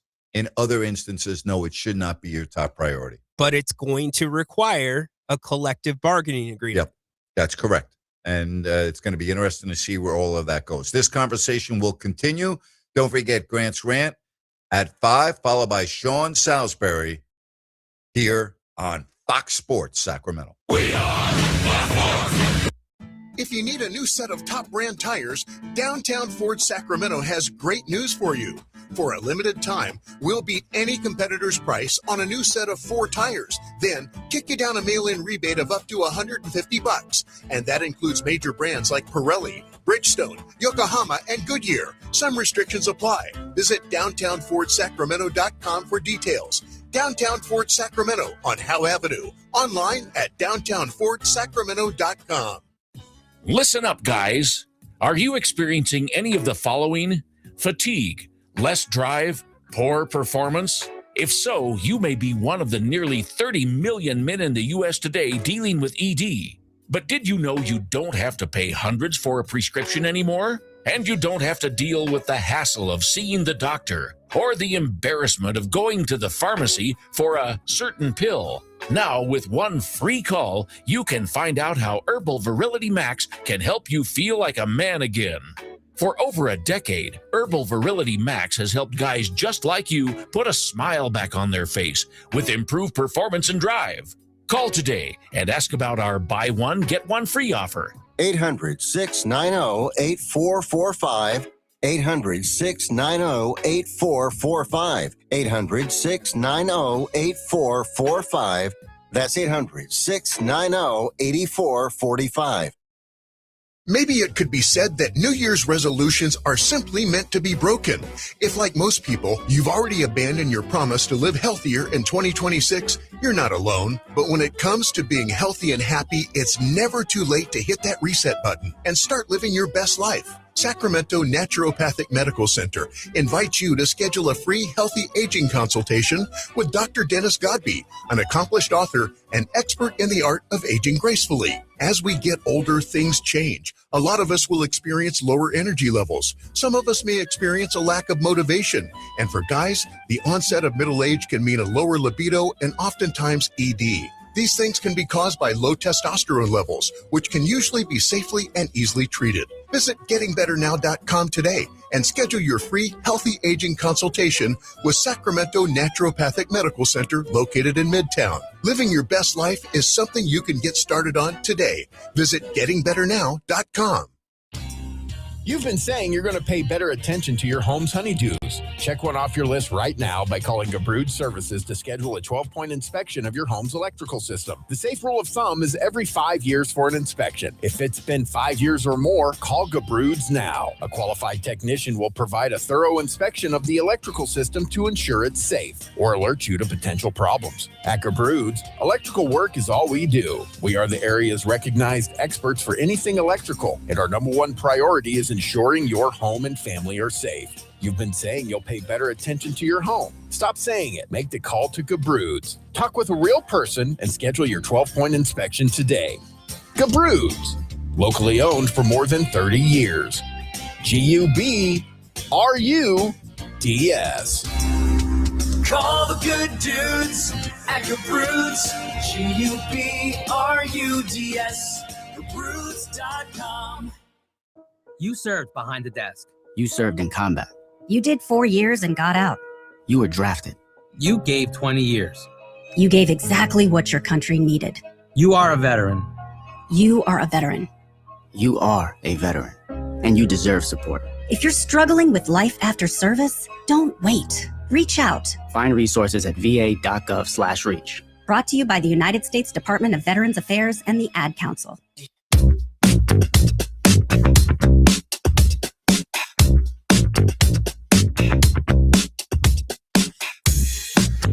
Again, Grant's Rant is coming up in a little bit. Sean Salisbury. 916-779-0929. Scott Pollard is coming on with me tomorrow. Very much looking forward to Scott. Also, Olden Polony's tomorrow. Then we are going to continue this story with a gentleman that writes and covers college football for Yahoo Sports, Ross Dellinger. So Ross is going to be coming on Thursday. And then I am off Friday. Ryan is going to be hosting the show on Friday to get you ready for the weekend. Kings back after the All-Star break on Thursday. I would think here soon we're going to have some news about who's available and who's not, and players that might be put on the shelf and those that won't. So we haven't talked about this. I'm sure you covered it yesterday. Adam Silver's response and messages to the media during his press conference as it relates to tanking. And it just seems to me that the NBA is going to put their foot down here and say enough is enough. Did you take it that way? Yes, for this year, I think that's going to be the way it is. And Adam Silver said nothing is off the table in terms of punishments. But I also took away that they're going to look at it on a case-by-case basis. If it's a bad team and you have a sample size of playing your guys and you only have 12 wins, they're not going to treat you the same as a team that could be contending for the play-in that's resting starters because of protections that you may have over a draft pick. Okay. How's that any different with what they did with the Jazz, finding them $500,000? It's exactly the point. They have a protection. It's that Thunder pick. So they want to retain that pick in this draft. And Adam Silver even pointed out that many of the draft analysts believe that the 2 drafts after this year's will not be nearly as strong as the 2026 draft. So they're looking to maneuver this year, and the Jazz are one of those teams. That's why I think really that's why Jaren Jackson opted in for the surgery this early. And that kind of takes the pressure off of Utah, but you still got to deal with marketing. That's very true. It does take that. No question. No question. I saw that Doug Moe died at age 87 today, the longtime coach for the Denver Nuggets, one of my favorite guys to be on the bench for. He was a very animated coach. He was one of the best. And he was also, he did not care about the language that he was using when he was coaching. And if you were sitting courtside, there were many times where I had to hit my mute button when it was quiet in the arena and he was standing in front of me cursing out the refs because it would come over. So I literally would have to mute my microphone just so it wouldn't come over the air. But he was a fun guy to talk to. He was animated. He was a household name in Denver, and rest in peace. I just saw Doug Moe gone at the age of 87. Bill Hanslick, who was a longtime Denver Nugget and broadcaster, said it's a sad day in Denver. Just learned one of the absolute best, Doug Moe, has passed away peacefully, holding the hand of his wife, Jane Moe, this morning. God bless you, Big Stiff, from your No Hopper Hans. Yep, he was great. Doug Moe, one of the real big names from that era. And I'm sure Jerry Reynolds has some great stories. Oh, yeah. About Doug Moe, too. He was at one point an NBA player, by the way, also was the coach of the year. And when he left the Nuggets, he was the winningest coach after 10 seasons with the Nuggets. He was something else to be around. All right, 916-779-0929. So go ahead. Question for you. Yeah. Since you're talking and we're talking college and Coach Mo's passing, I want to ask you about coaching. Did you see what happened at Kansas State with Jerome Tang? Yes. And I heard you ask Joe about it, and I heard you and your comments as it relates to it. Basically, when you filled in for me yesterday, are the inmates running the asylum now? And the answer to that question is yes, they are. They are. And the Bob Knights of the world and we saw it this year with the Arizona Cardinals in the National Football League. Yeah. Right? Yeah. And what about Sure. What about the institutions that are trying to get out of these contracts? We saw it with Brian Kelly. Yes. The whole buyout thing. Now they're trying to say that he's being fired for cause because he said his student athletes will not be back in a Kansas State uniform. Well, I'm going to talk to Sean about this because we live in a very soft society, and I think it is having a real detriment on our population overall and the direction of our country. I think it is such a soft, I got to be careful with my vocabulary here. I don't want to offend anybody, but we live in a very soft society, and it's starting all the way at a young age. There's a lack of discipline, in my opinion, in our society now. There's a lack of accountability, in my opinion, among our youth in our society. There's a lack of exercise among our youth in our society. There's a lack of drive. There's a lack of too many things that are going on in our society.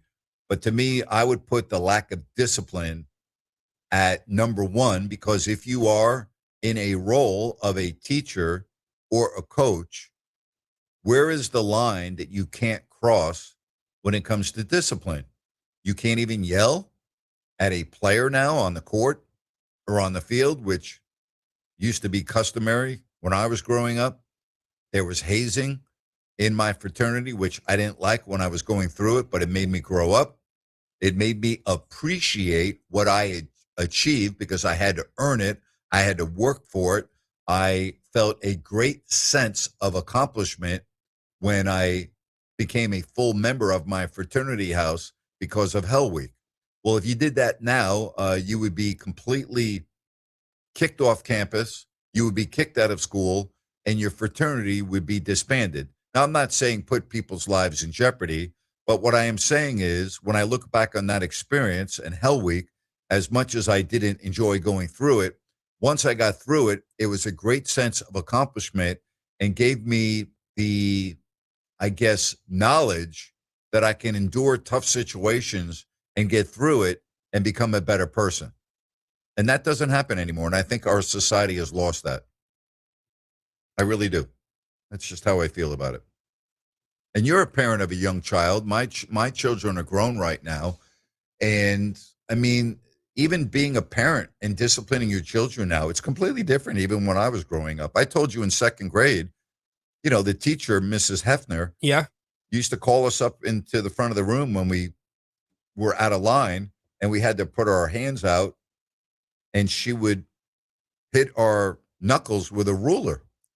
Can you imagine if that happened now? Oh, boy. Can you imagine if your son or daughter came home from school and said, Daddy, Mommy, the teacher hit me today?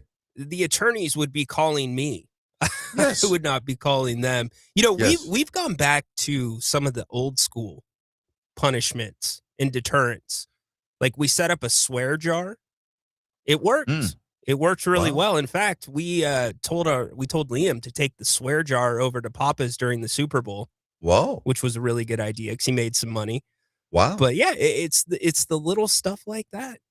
Well, no swearing when it comes to Village Financial Group because of all of the satisfied customers that he has when it comes to their real estate transactions. Maybe a bottle of champagne, but no swearing because Spence is outstanding at what he does, the broker owner of Village Financial Group. That will take you from the start line all the way where you cross and break the tape, and you'll have your new home, or you will have just made a successful sale of your home. That's what he does. 30 years in the mortgage brokering experience. And I will tell you that I've known him since, well, the turn of the century. And the broker owner of Village Financial Group, yeah, he's creative when it comes to financing. He's actually a specialist, and he has access to private money, which will really expedite the whole process for you. Hey, call or text Spence at 916-805-4868. That's 916-805-4868. And go online to vfgloans.com. You'll have access to thousands of listings. Remember, it makes sense to call Spence at 916-805-4868. That's Village Financial Group, looking out for your best interest. Don't forget, in a couple of moments, Grant's Rant, followed by Sean Salisbury. It's all coming up here in the third hour of the show. Tonight at 7 o'clock, I'll be over on YouTube and X. If you don't like that, looking forward to doing the show. We'll continue more on Sac State. We'll continue on the latest news involving the Kings and the NBA. All right, did you watch any of the All-Star game? Here and there. I did not watch the full thing. Okay. Thoughts? The effort was better, and I think that had very much to do with Victor Wembanyama and him speaking up about that and following through in the All-Star game. But I think the format will not work, as you saw in the championship game, because these guys that are in the All-Star game, what are their breaks usually in a regular game? Like 2 minutes? They're sitting out for 12, 13 minutes in between games. But overall, I thought it was it's encouraging that the younger guys are going to take this thing serious. Yeah, well, let's hope that happens. Let's hope it's a trend that continues in the same direction, because that would be great. Hey, don't forget, you can text the show. You can call the show at 916-779 0929. Appreciate all the feedback that I am checking every now and then over on our YouTube channel. If you don't like that, or excuse me, Fox Sports Sacramento, and you can check it out. Said in junior high, whoever was last out in PE got a SWAT. Yeah. This one, I went to Catholic school 1 through 8. Those runs were no joke. Remember Doug Moe, Alex English, Dan Issel? Yeah, absolutely. No question about that. All right. Yeah. Sad about Doug Moe. Sad to see that. All right. Third hour of the show. Grant's Rant, Sean Salisbury. Your phone calls all coming up next. Fox Sports Sacramento.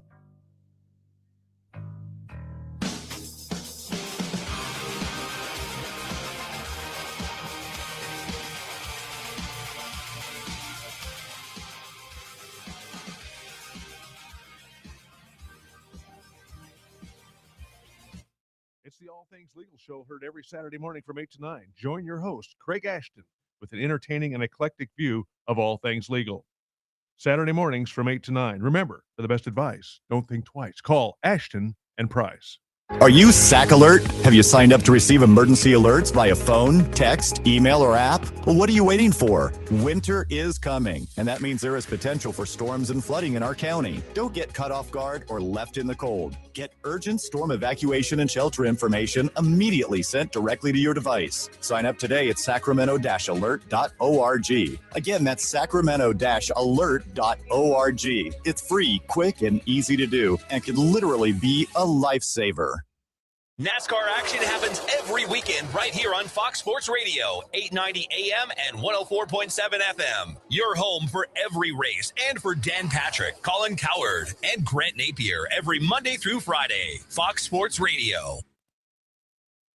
I'm Dan Patrick, and this is Above the Noise. This season was supposed to be a reset in Boston, with Jason Tatum nursing an Achilles injury and the Celtics shedding pieces from a championship core. Expectations were intentionally lowered, but you would never know it by the standings. Boston has spent the season looking anything but transitional. The Celtics remain firmly in the mix for a top seed in the East, playing with the confidence and cohesion of a team that refuses to read its own obituary. They defend, they score, and they win. Now comes the intriguing part. Tatum's rehab is reportedly progressing well and might be back by the end of the month. No one should expect vintage Tatum right away. That version may not arrive this season, but 80% of him is still better than a large portion of the league. If Boston can add a diminished version of the franchise cornerstone to an already deep roster, boy, that ceiling just got a whole lot higher. I'm Dan Patrick, and this is Above the Noise.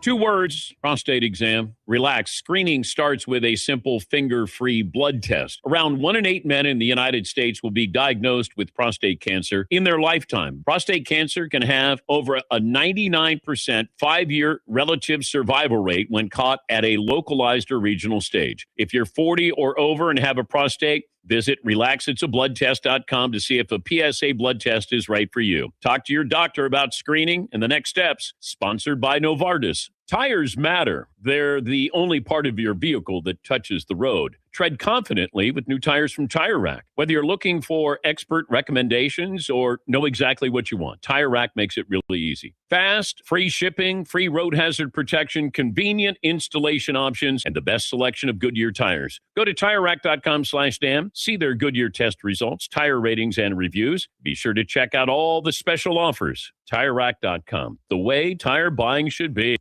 Tell your friends. Grant's back. Grant Napear is back on the Sacramento airwaves right here. KSAC 890 AM Olivehurst. K284CM 104.7 FM Sacramento.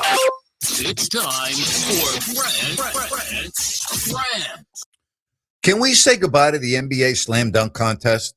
Seriously, I saw the highlights on social media and the reaction. I mean, what a joke. I mean, how many times do we have to watch the same stuff over and over and over? And the guy that's won it the last couple of years, a G League player, what's his name? McClung? I don't even remember. I mean, enough already. Seriously, you don't even know who's in the slam dunk contest. The best dunkers in the league, they don't want anything to do with it. You know, I remember watching Dominique Wilkins and Michael Jordan in the NBA Slam Dunk Contest. You know what that was? That was must-see television. That's right. That was must-see television. Every year, the Slam Dunk Contest was the one part of All-Star Weekend that you did not want to miss. And now it's a joke, and it continues to be a joke. Seriously.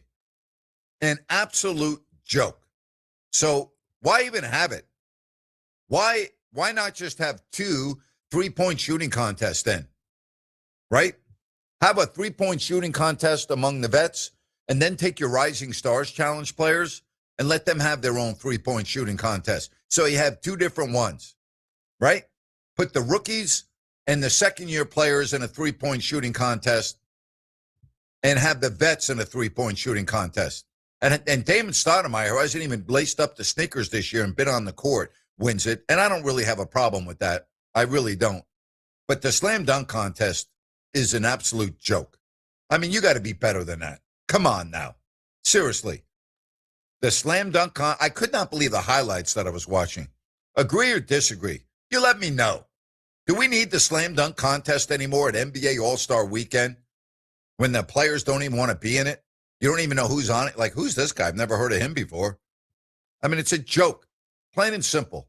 It's a joke. And that's my rant for today. Let me know at 916-779-0929. Ridiculous. All right, we're efforting to get Sean on. Are we going to have Sean on today, buddy? Yeah, I think we are. We'll get him on. All right, again, Sean Salisbury hopefully coming up in a moment or two. But when I saw the highlights on social media, I'm like, you got to be kidding me. Seriously? That's what the Slam Dunk Contest has become?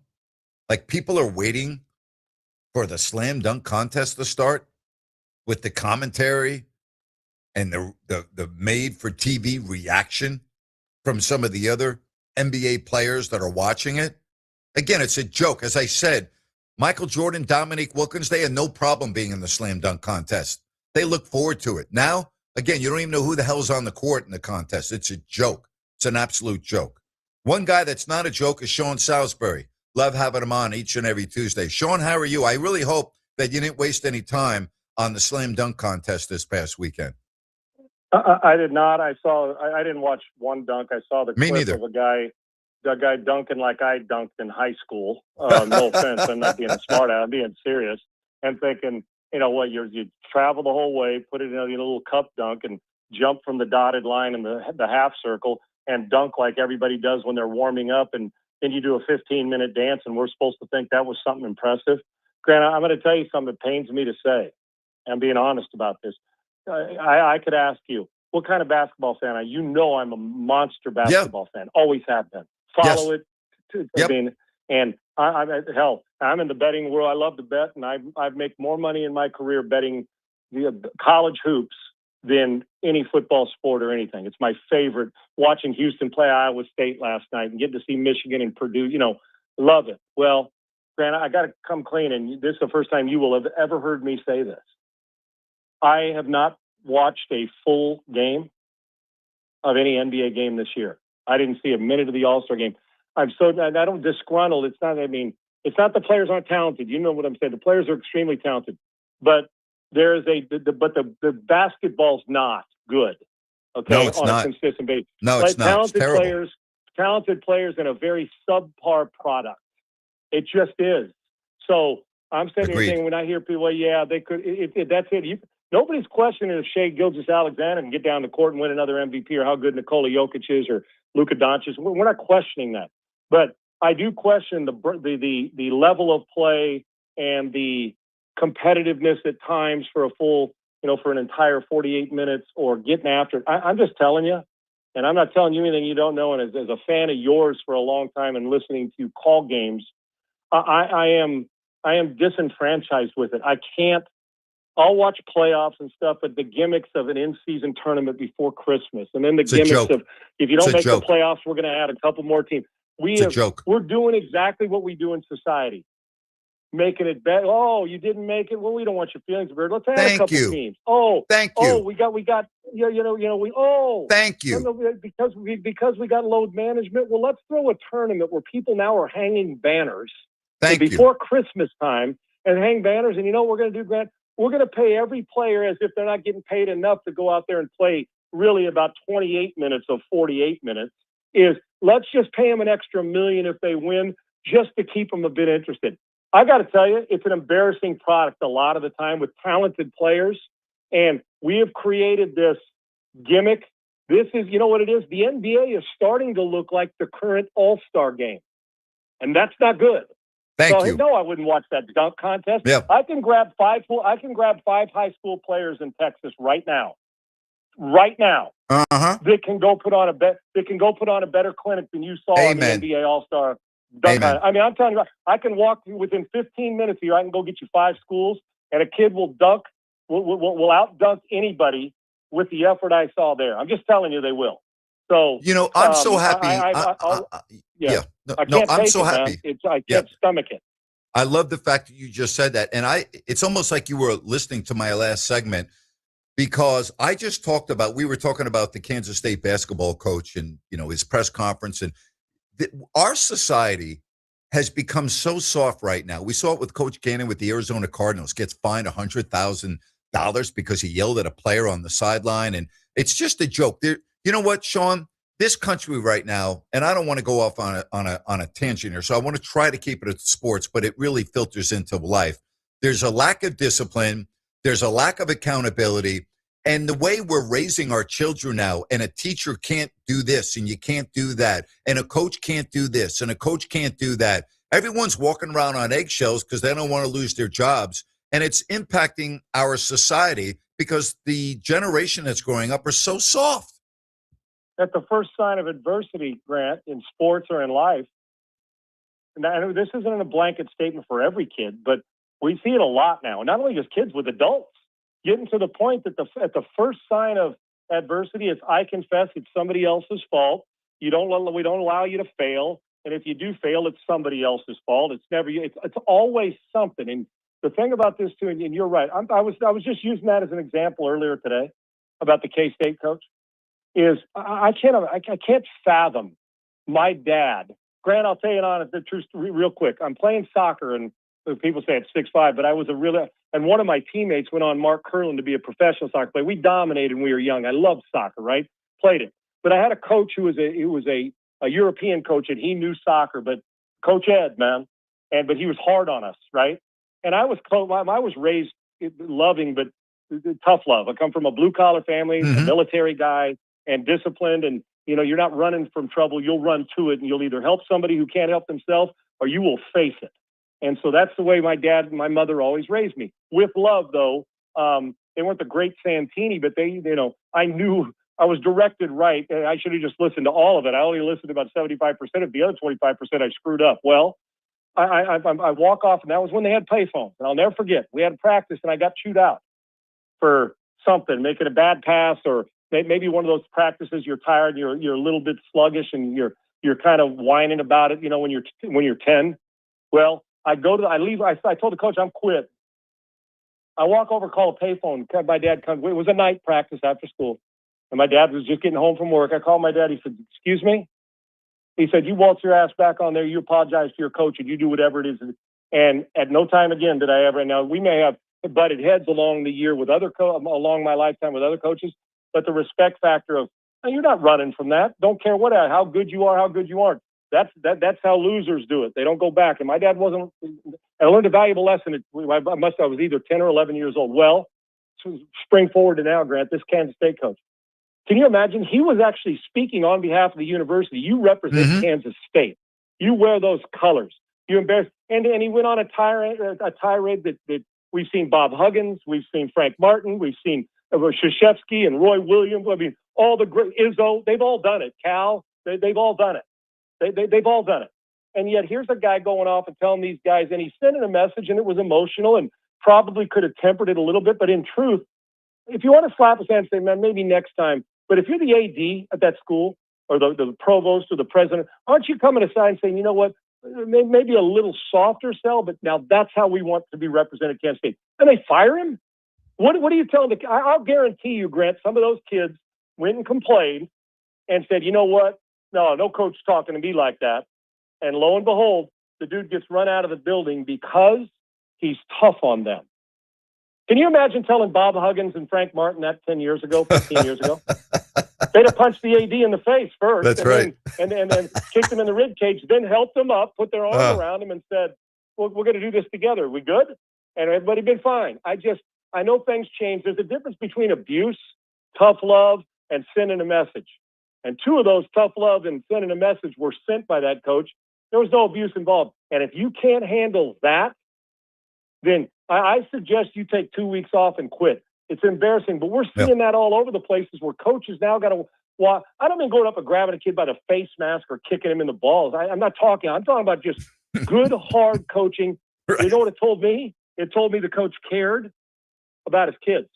Because when he stops talking to them, then he'll know he's ready to check out and doesn't care about it. We've never had a softer country in our life when it comes to adversity. Ever. And then if you buy into it, Grant, like some at times we all get comfortable. Like, damn, I can't. I'm starting to go down that rabbit hole myself, sitting around a little too long. I got to get my butt up and move. So it's just, well, that's old head. No, it's not old head. It's called discipline and doing it right. And Kansas State missed on this one. Absolutely missed. Yep. Sean, I've been talking a lot about this today. You're from California, albeit Southern California. So I know that you're not, an expert when it comes to Sacramento football, but it's a bad football market. It always has been. Sacramento State, a commuter school, if they get 15,000 out for a game, that's a good crowd. The national TV ratings for college football have always been terrible. It is a top 20 market, but it's not a college football market. So Sac State announced over the weekend that they're going into the Mid-American Conference, a conference that you're very familiar with. It's basically the doormat of the Big Ten. It is what it is. It's an FBS. But listen to this. Sac State's going to pay an $18 million entry fee into the league, all right? $5 million into the FBS as an entry fee. And you ready for this, Sean? They're going to cover all of the air travel costs for all visiting teams from the MAC over the full 5 years of the commitment. All right. So we're talking about a big time commitment financially just to do this. And then you have the president. All right. President Wood of Sacramento State. Okay. Who commissioned a consulting firm to generate the economic impact of what 5 years of this will be. You ready for this, Sean?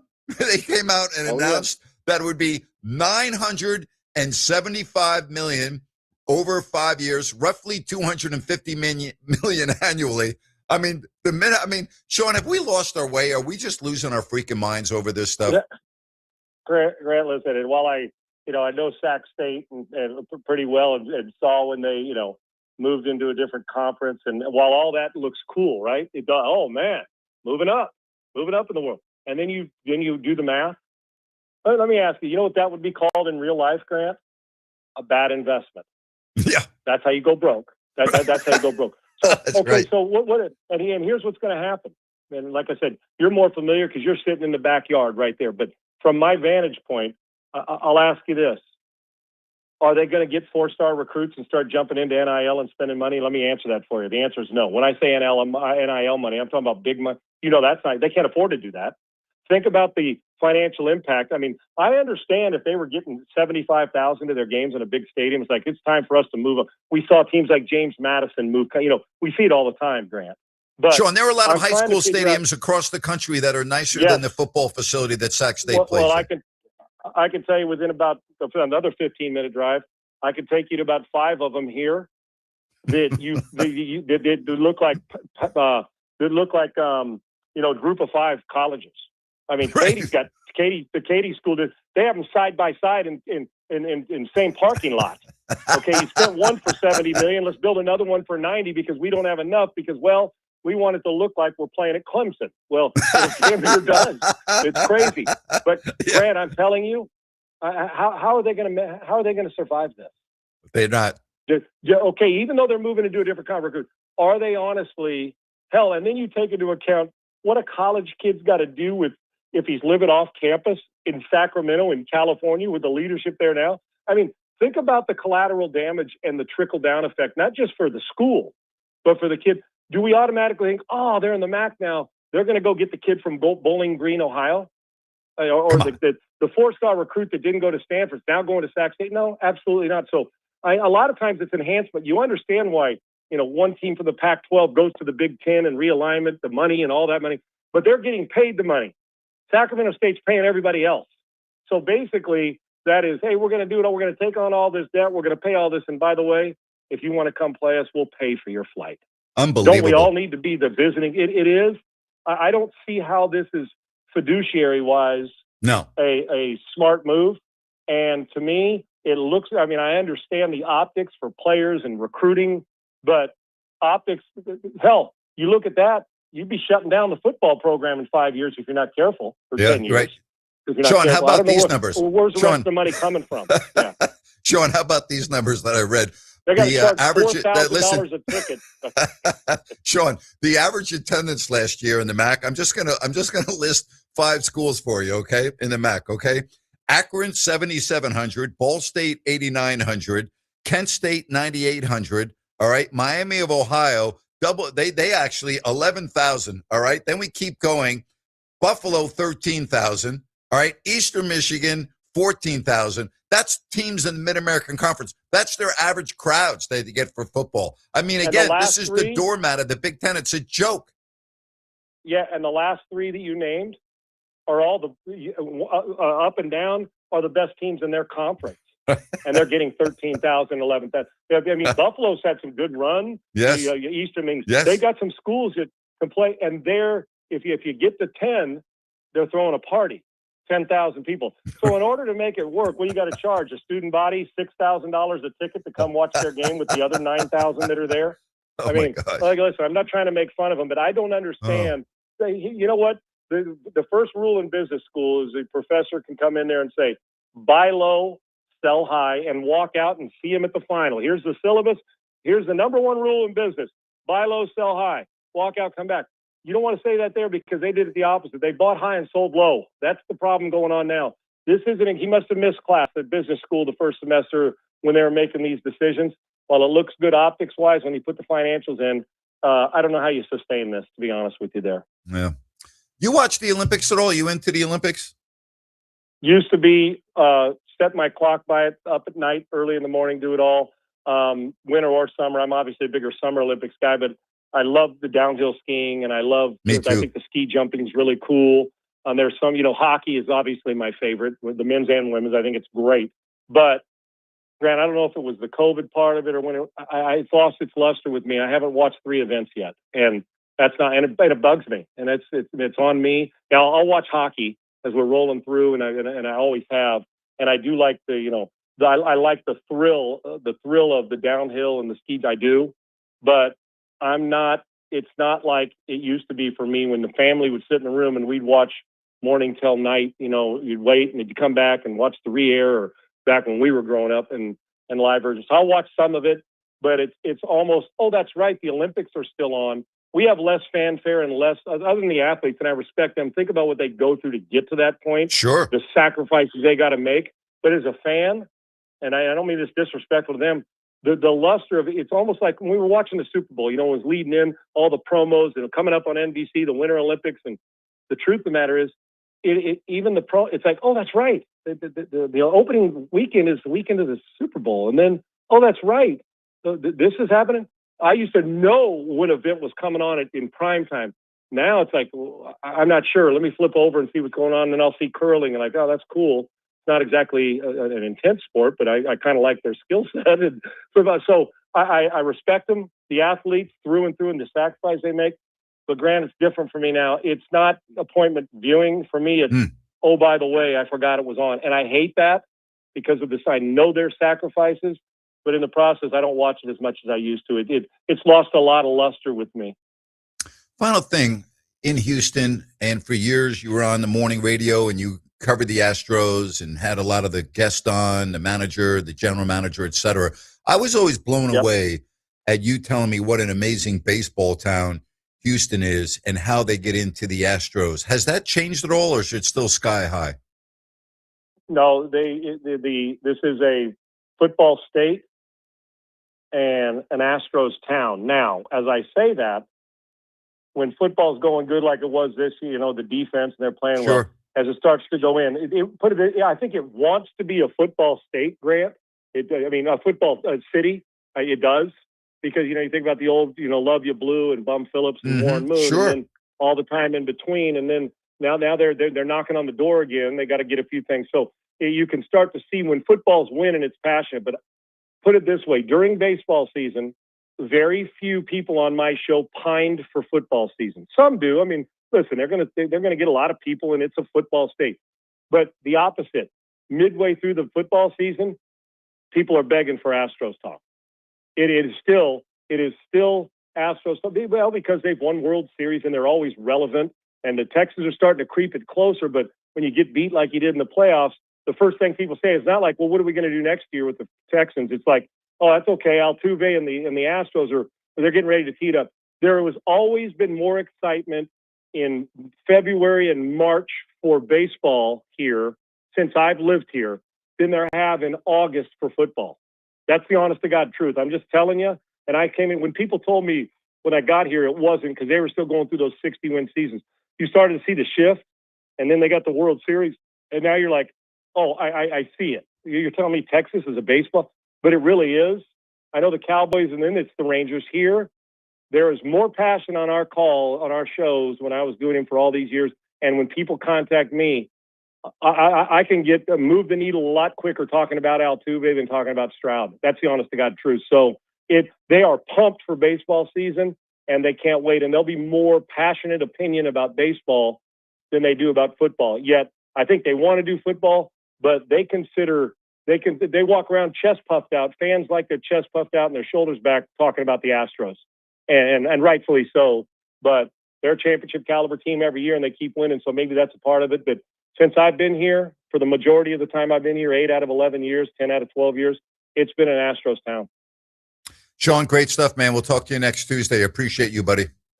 Look forward. Hey, I'm going to go dunk on a Nerf hoop and celebrate like I just won the dunk contest while Larry Bird, Michael Jordan, and the rest of the world laughs.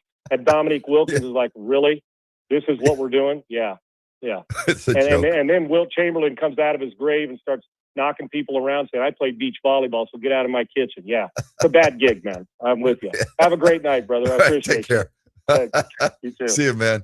Oh, he is the best. He is the best. Hey, are you or do you know a veteran or family in need of a heating or air conditioning unit? Well, got great news for you. DAS Mechanical is giving back by donating one to a veteran or family in need. And I'm going to add on to that.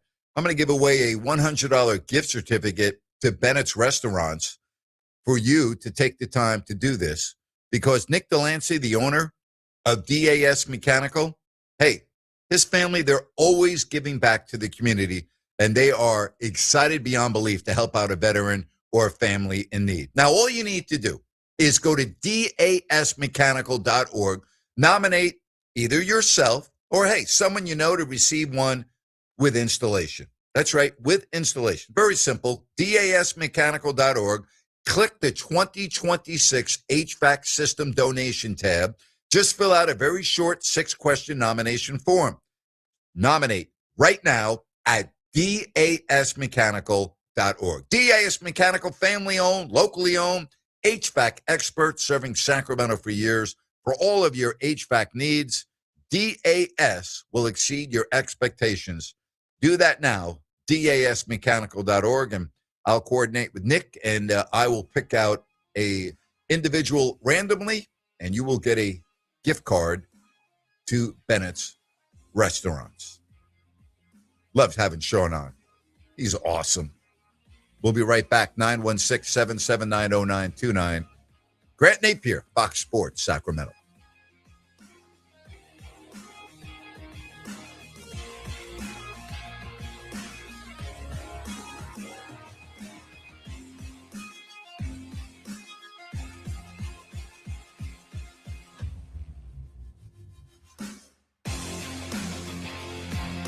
Maybe it could be said that New Year's resolutions are simply meant to be broken. If, like most people, you've already abandoned your promise to live healthier in 2026, you're not alone. But when it comes to being healthy and happy, it's never too late to hit that reset button and start living your best life. Sacramento Naturopathic Medical Center invites you to schedule a free healthy aging consultation with Dr. Dennis Godby, an accomplished author and expert in the art of aging gracefully. As we get older, things change. A lot of us will experience lower energy levels. Some of us may experience a lack of motivation. And for guys, the onset of middle age can mean a lower libido and oftentimes ED. These things can be caused by low testosterone levels, which can usually be safely and easily treated. Visit gettingbetternow.com today and schedule your free healthy aging consultation with Sacramento Naturopathic Medical Center located in Midtown. Living your best life is something you can get started on today. Visit gettingbetternow.com. Homeowners, for any electrical project you need done, trust the good dudes at Gabrew's. Locally owned, 5-star service experts, always transparent prices and solutions. Say goodbye to your electrical issues. Call Gabrew's or visit Gabrew's.com. GUBRUDS. NASCAR action happens every weekend right here on Fox Sports Radio, 890 AM and 104.7 FM. Your home for every race and for Dan Patrick, Colin Cowherd, and Grant Napear every Monday through Friday. Fox Sports Radio. Out here in the middle of all these acres, it can feel like you're the only person on Earth. And sometimes that's how it feels when you're going through tough times. Trouble sleeping, your mind racing. So what do? We get help. There are people in our community who are here for us. Sometimes just talking to someone can make all the difference in the world. Find more information at loveyourmindtoday.org. That's loveyourmindtoday.org. Brought to you by the Huntsman Mental Health Institute and the Ad Council.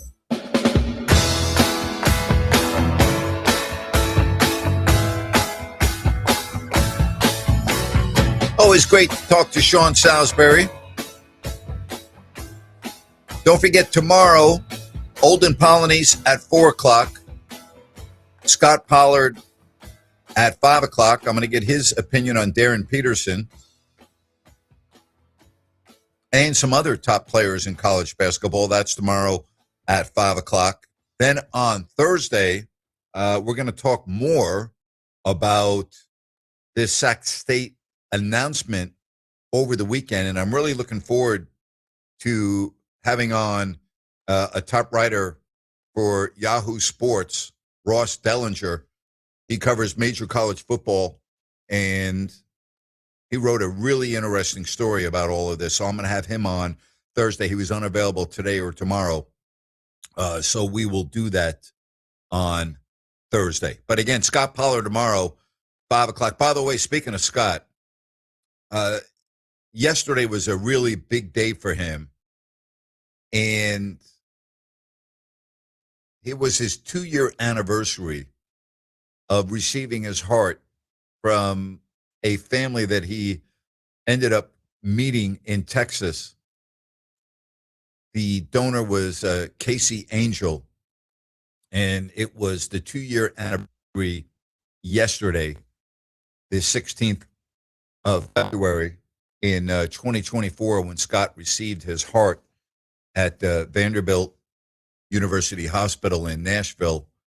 And we'll get an update from Scott on a lot of things associated with his new heart and what it's been like. But we'll also talk a lot of college basketball with him. So that is coming up tomorrow. And speaking of college football and being recruited, his son Ozzie, after playing 1 year at Marion Junior College, is now at the University of Hawaii in Honolulu, and he will be playing football for the Hawaii Rainbows. So good news there on the Pollard front, as his son is going on to play college football at an FBS school. Yes, 916-779-0929.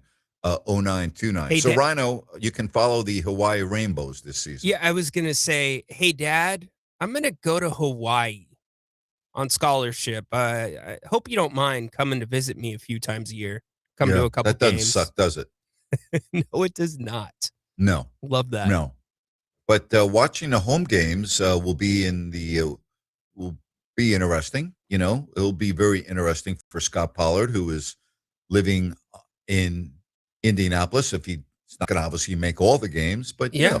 It'd be a little bit earlier for yes, Scott. that's what I was saying. Yeah. Yeah. Uh-huh.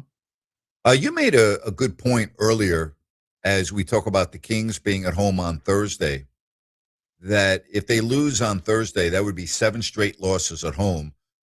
The record in the Sacramento era for home court losses is 8. How about that? Another season of breaking records, Grant, whether it's the Kings on the bad side or Russell Westbrook individually. That would be, to me, that's a sad record, because when you think about Sacramento, you think about just the rest of the NBA still does to a degree. It used to be the crazy place to come. Guys used to love playing in that environment, and for whatever reason, it's never translated to the Golden One Center fully, Napes. Yeah, very bizarre. Hey, Joe Davidson, who you had on yesterday at 5 o'clock, was nice enough to respond to what I had to say about Sac State football. And I responded to an individual that said, why did I comment the way I did? This was yesterday about Sac State. And I said, I use common sense. Nothing about this utilizes common sense. And Joe on X said, looking forward to joining you soon on your radio show, Grant, to debate this and why it's a great move. And in parentheses, or can become a great move. I would agree with Joe that it can become a great move, but I could also win the lottery. Right. Which would be difficult because I don't play the lottery. But if I did, I could win it. So I would agree with Joe that it could become a great move, but I would be one that would say the chances of it becoming a great move, I think, are clearly less than 50-50. That's my opinion.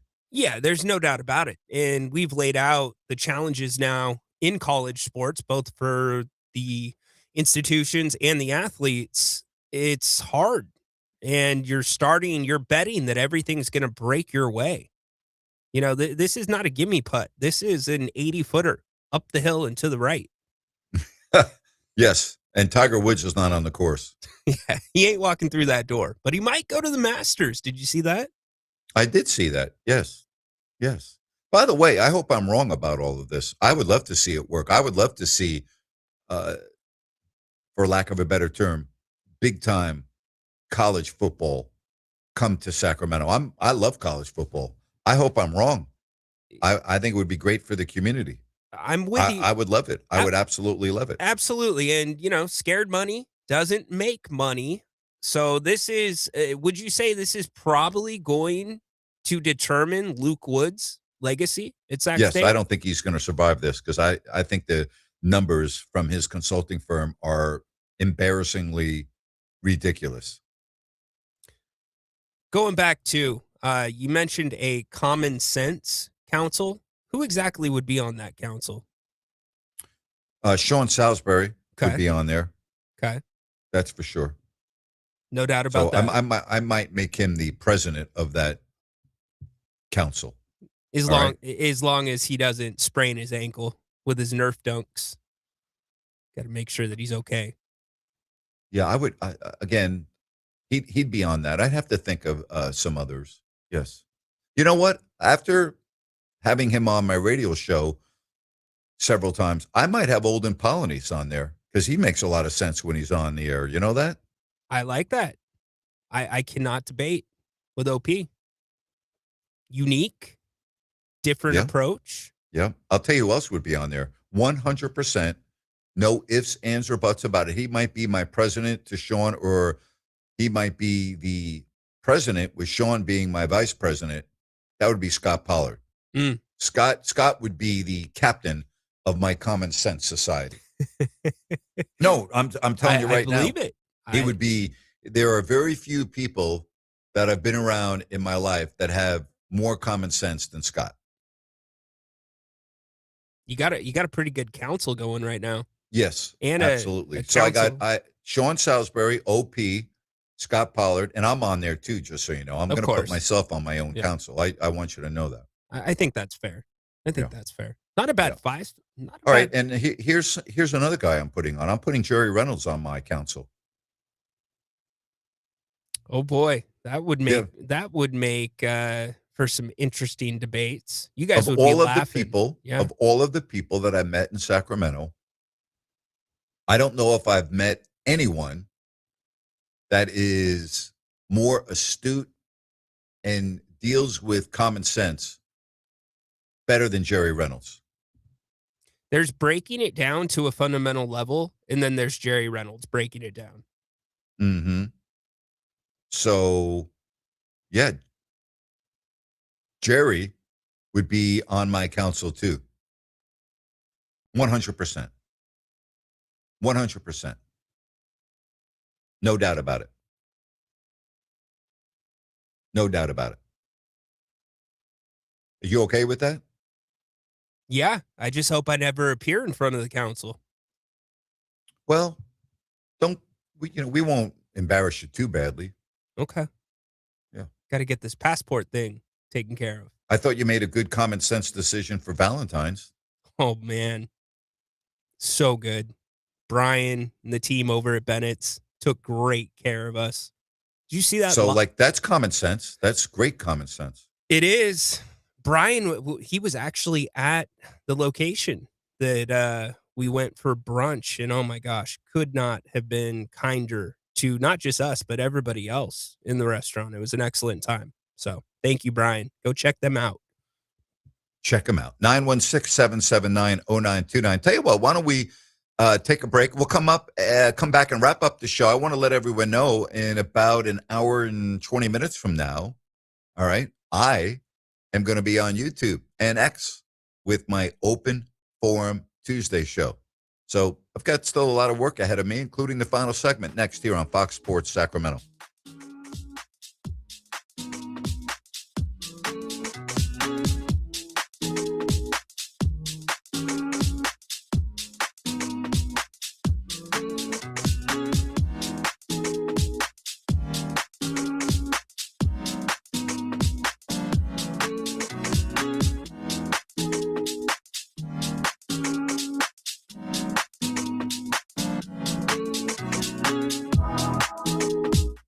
Decisions determine results. So which path do I want to take? Help people in need or stand on the sidelines watching?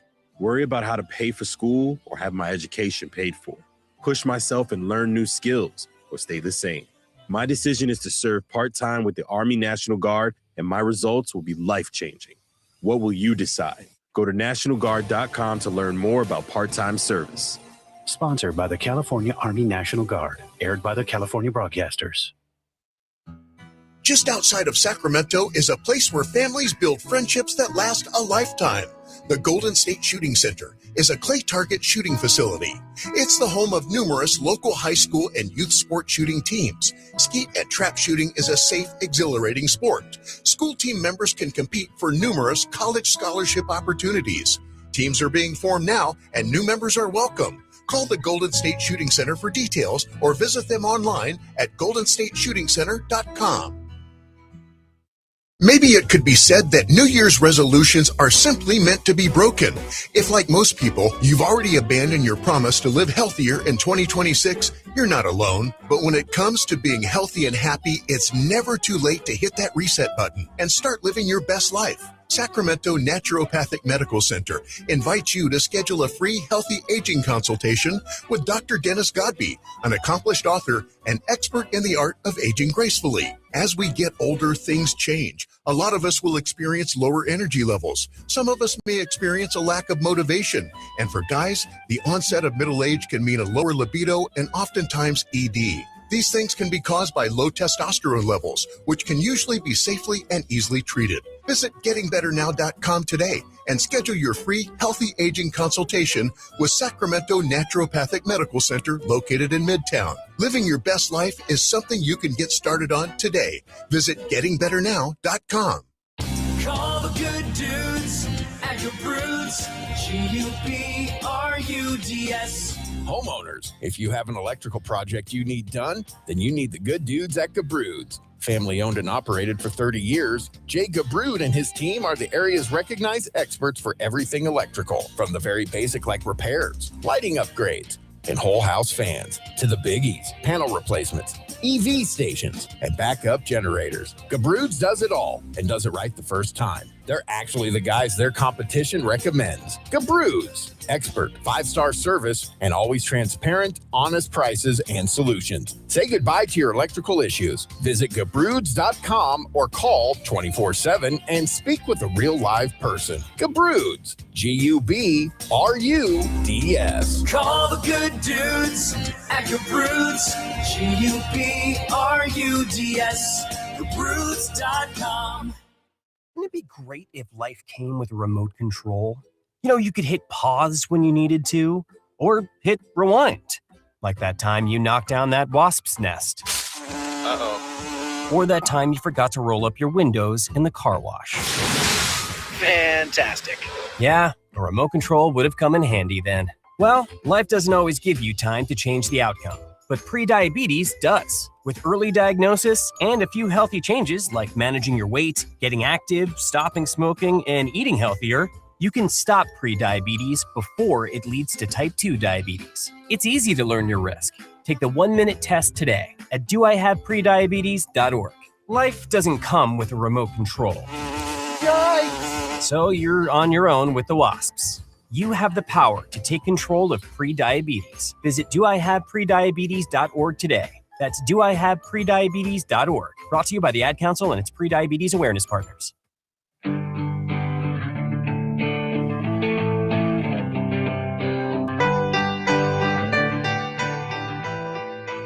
Final segment, Fox Sports Sacramento.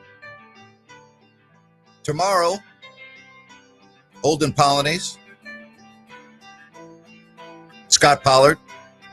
Looking forward to that, 3 to 6. Rhino, so Adam Silver's press conference over the weekend, anything that you really found interesting that we should go over? Yeah, I think one thing that we talked about in terms of expansion and the question about could there be relocations, he was asked directly about that because he had put it on the back burner, but it's kind of at a place where you can't put it anymore on the back burner because everything that they wanted to accomplish has since been accomplished. So here was Adam on that. Been very clear. I don't want to tease teams. I don't want to tease cities or mislead anyone. I think we wanted to get through collective bargaining, national television deals. We've done that, and now we've turned to it as a league. My sense is at the March Board of Governors meetings, we'll be having further discussions around an expansion process. We won't be voting at the March meeting, but we will likely come out of those meetings ready, prepared to take a next step in terms of potentially talking to interested parties. No, it doesn't have to be a 2-team expansion. Frankly, doesn't have to be any number of teams. I think that the logical next move would be to say, all right, we've had those discussions internally. We've made decisions about cities to focus on and what the opportunity is. And now we got to go out into the marketplace. And I think that's probably the most important step to find out who is potentially interested in owning a franchise in particular cities. What's the value of that franchise? There's some work to do in terms of potential conference realignment. So that's the next step there. Well, obviously, Seattle. Sorry. Relocation is not on the table. Obviously, Seattle's going to be at the top of the list. Agree? Yes. What I found was interesting, though, and let me know if you heard the same thing, was what cities want an NBA team? Every city. Who wants to own an NBA team? Everybody that has the money to. But the last thing that he hit on, Grant, was the value of a new franchise. I wonder what the value is going to be. I wonder what the expansion fee would be. What are we talking about here? Well, it depends. Is the new team going to pay for travel? And are they going to get distributions? That's funny. What are we talking about? $2 billion minimum? I think you have to start there. Mm-hmm. Seattle, and you still think it's going to be Vegas? Yes. Now, he's getting hammered about gambling. I don't know if you saw some of the reports, but there are reports suggesting that the fines for tanking were heavily lobbied for by gambling companies. So, I'm sure. So I'm sure. I'm curious with all of this gambling stuff. And you know what? I played the cut yesterday. We might as well play it one more time since you had the day off, because I think it is important. Here's Adam on gambling. It's an issue that I'm paying enormous amount of attention to. It's rapidly evolving. Prediction markets have now come on the scene fairly recently as, I don't know how else to say it, major sports betting marketplaces. Whether prediction markets are allowed to go forward in the form they're in now will, I think, ultimately be an issue for the courts and for Congress. But even if they go away, I mean, the league is now dealing with essentially 40 different jurisdictions that have legalized sports betting in the United States. Still a huge illegal market. And so one other category that I hardly ever hear people talk about is that the last I looked, there are probably 80 countries in the world outside the United States that also have legalized betting on the NBA. So it concerns me in the totality of all this betting that we need a better handle, no pun intended, on all the different activity that's happening out there.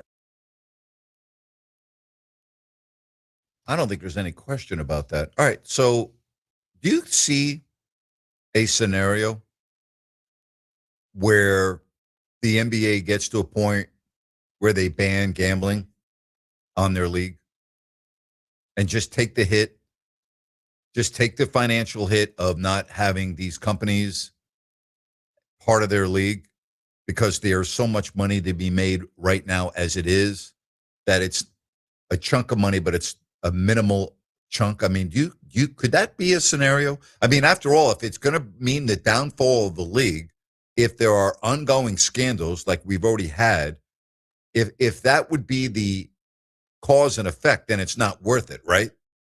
Correct. But I think we're talking about two separate things. It would be 1A, which is do not take the gambling money. But the bigger question would be, could you ban gambling if you're the NBA on your AI, on your sport, which I don't think you can. And the most logical decision, especially if you're looking beyond domestic expansion and NBA Europe, you're printing money. Your latest TV deal shows that you're printing money. So I guess is classic saying, is the juice worth the squeeze? And how long has it been since gambling was legalized in many states? Hasn't been long, Grant. And look at the wake that is already behind the NBA with scandals. Yeah, I mean, I know it's here to stay. Obviously, in the NFL, it can't go anywhere, right? I mean, think about what gambling has done for the National Football League. It's taken it into the stratosphere. 100%. But I think the interesting part about this for me, when I listen to Adam Silver, is many of those things that he said were in place before you decided to start allowing gambling companies, which I have no issue with. I know you have no issue with. No. But since you decided to let them become main advertisers with both you and your partners. Yeah. You know, and it's almost like you turn the blind eye to the big problem, thinking you're going to be able to handle that problem once you get into it. And it's only kind of grown. And again, he continues to plead towards or to the federal government to save them when it comes to that area of the sport. Well, I wish I had a crystal ball on this. I really do. I would love to know where we're going to be 10 years from now. I mean, I really would. I just wonder what the conversation is going to be like 10 years from now. Well, we don't know what the conversation is going to be like around gambling 10 years from now, but Adam is pretty firm that AI is going to be playing a solid part in the NBA's future. There's no doubt that AI will have the same impact on sports. And one area in particular that I think it's worth addressing is impact on the fan experience. And one of the things that we're beginning to see already is how we're going to be able to, more than personalize, almost hyper personalize our telecasts and allowing people to experience the game in any way they want. And many of you have probably experimented with this already, but in essence, you'll be able to hear the game in any dialect, any language. You'll be able to hear a hardcore X's and O's commentary, maybe one that's more comedic if that's what you're interested, or somebody for a novice explaining each foul and the rules as it goes along. And so to me, we're about to witness probably the most significant change, certainly in my lifetime, in how sports are presented. And what do you think about that? Gimmick? Are we talking more gimmicks, or is there some real substance to that? I think there's some real substance to it. Okay. Yeah. Are we talking mostly the younger generation that's going to be involved or more interested in what he just had to say? That's a great question. Not necessarily. I think it certainly cements the fact that there's going to be more paywalls, but behind the paywalls, there's going to be more features for the viewers. So the question becomes, if not the age, but who's willing to pay for it? Yeah, I think it's a generational thing. I think that my generation, we don't want any of the bells and whistles. We just want the game. But then again, we're not going to be around for that much longer. And I say that in the totality of what we're talking about with technology. They're not going to really care about my generation in a short period of time. But my generation, we don't want all of that. We just want to watch the game. We don't want the nonsense. We just want the game. And I think that the generation before me, I think your generation and the generation before you with my sons and your sons are in a different generation. But I think, as we move down the ladder to younger people, this is going to impact them greatly. Greatly. I don't think there's any doubt about that. I think it's going to be the norm, right? For my sons, Yes. It's going to be a continuing to evolve norm for that generation. Hey, speaking of what you want when it comes to normalcy, when you do business with a business, you don't always get normal, right? And with real estate, you want normal, and then you want above and beyond. And that's why I love talking about Spencer with Village Financial Group, broker and owner. And with the expected Fed rate cuts, that is going to really just have a boom on the housing market, and there will be bidding wars. And if you're in the market in 2026 to buy a home or sell a home, you need to have your ducks in a row. And Spence is that man. We're talking about 30 years of experience as a mortgage broker. And it's like a boutique service, a white glove service that he has where he'll take you right from the start line to the finish line. And he's very, very creative when it comes to financing. He's a specialist, and he has access to private money, which will really expedite things when it comes to your loan.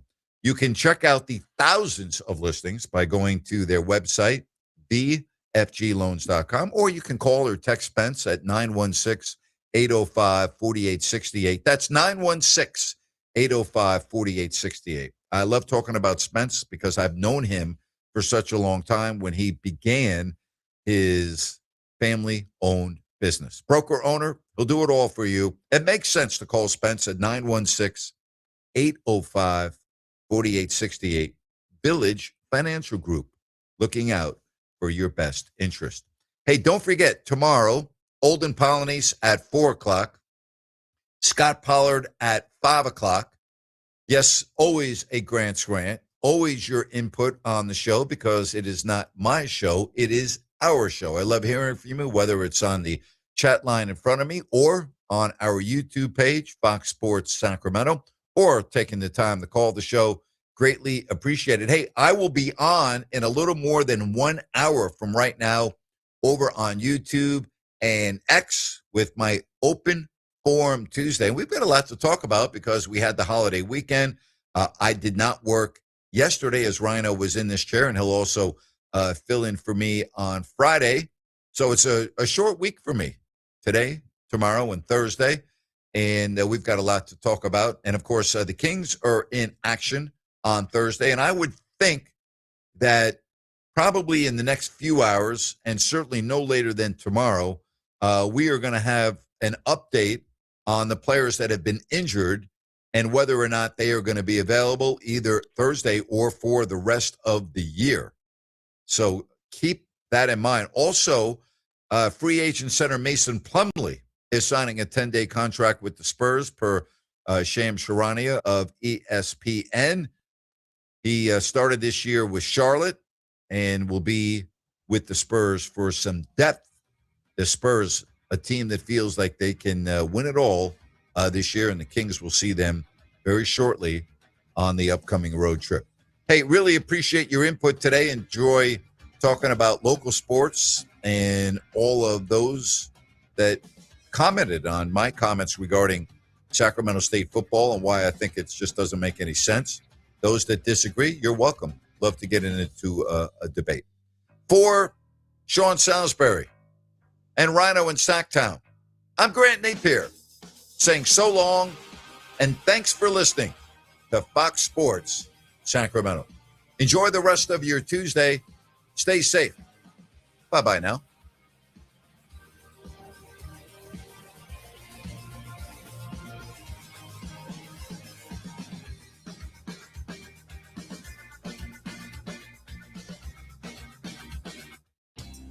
You've been saying you're going to pay better attention to your home's honeydews. Check one off your list right now by calling Gabrude Services to schedule a 12-point inspection of your home's electrical system. The safe rule of thumb is every 5 years for an inspection. If it's been 5 years or more, call Gabrude's now. A qualified technician will provide a thorough inspection of the electrical system to ensure it's safe or alert you to potential problems. At Gabrude's, electrical work is all we do. We are the area's recognized experts for anything electrical, and our number one priority is ensuring your home and family are safe. You've been saying you'll pay better attention to your home. Stop saying it. Make the call to Gabrude's. Talk with a real person and schedule your 12-point inspection today. Gabrude's, locally owned for more than 30 years. G-U-B-R-U-D-S. Call the good dudes at Gabrude's. G-U-B-R-U-D-S. Gabrude's.com. There's a unique place in downtown Sacramento on the corner of 16th and V Streets that is special for those who enjoy a fine cigar. It's called Hattaway Cigars. It's that little red place right there at 16th and V Streets. It's spelled H-A-T-U-E-Y. The Hattaways are a distinguished family of cigar makers originally from Cuba. And for 3 generations, the Hattaways have produced world-class hand-rolled artisan cigars like the Habana and the Gran Cubano.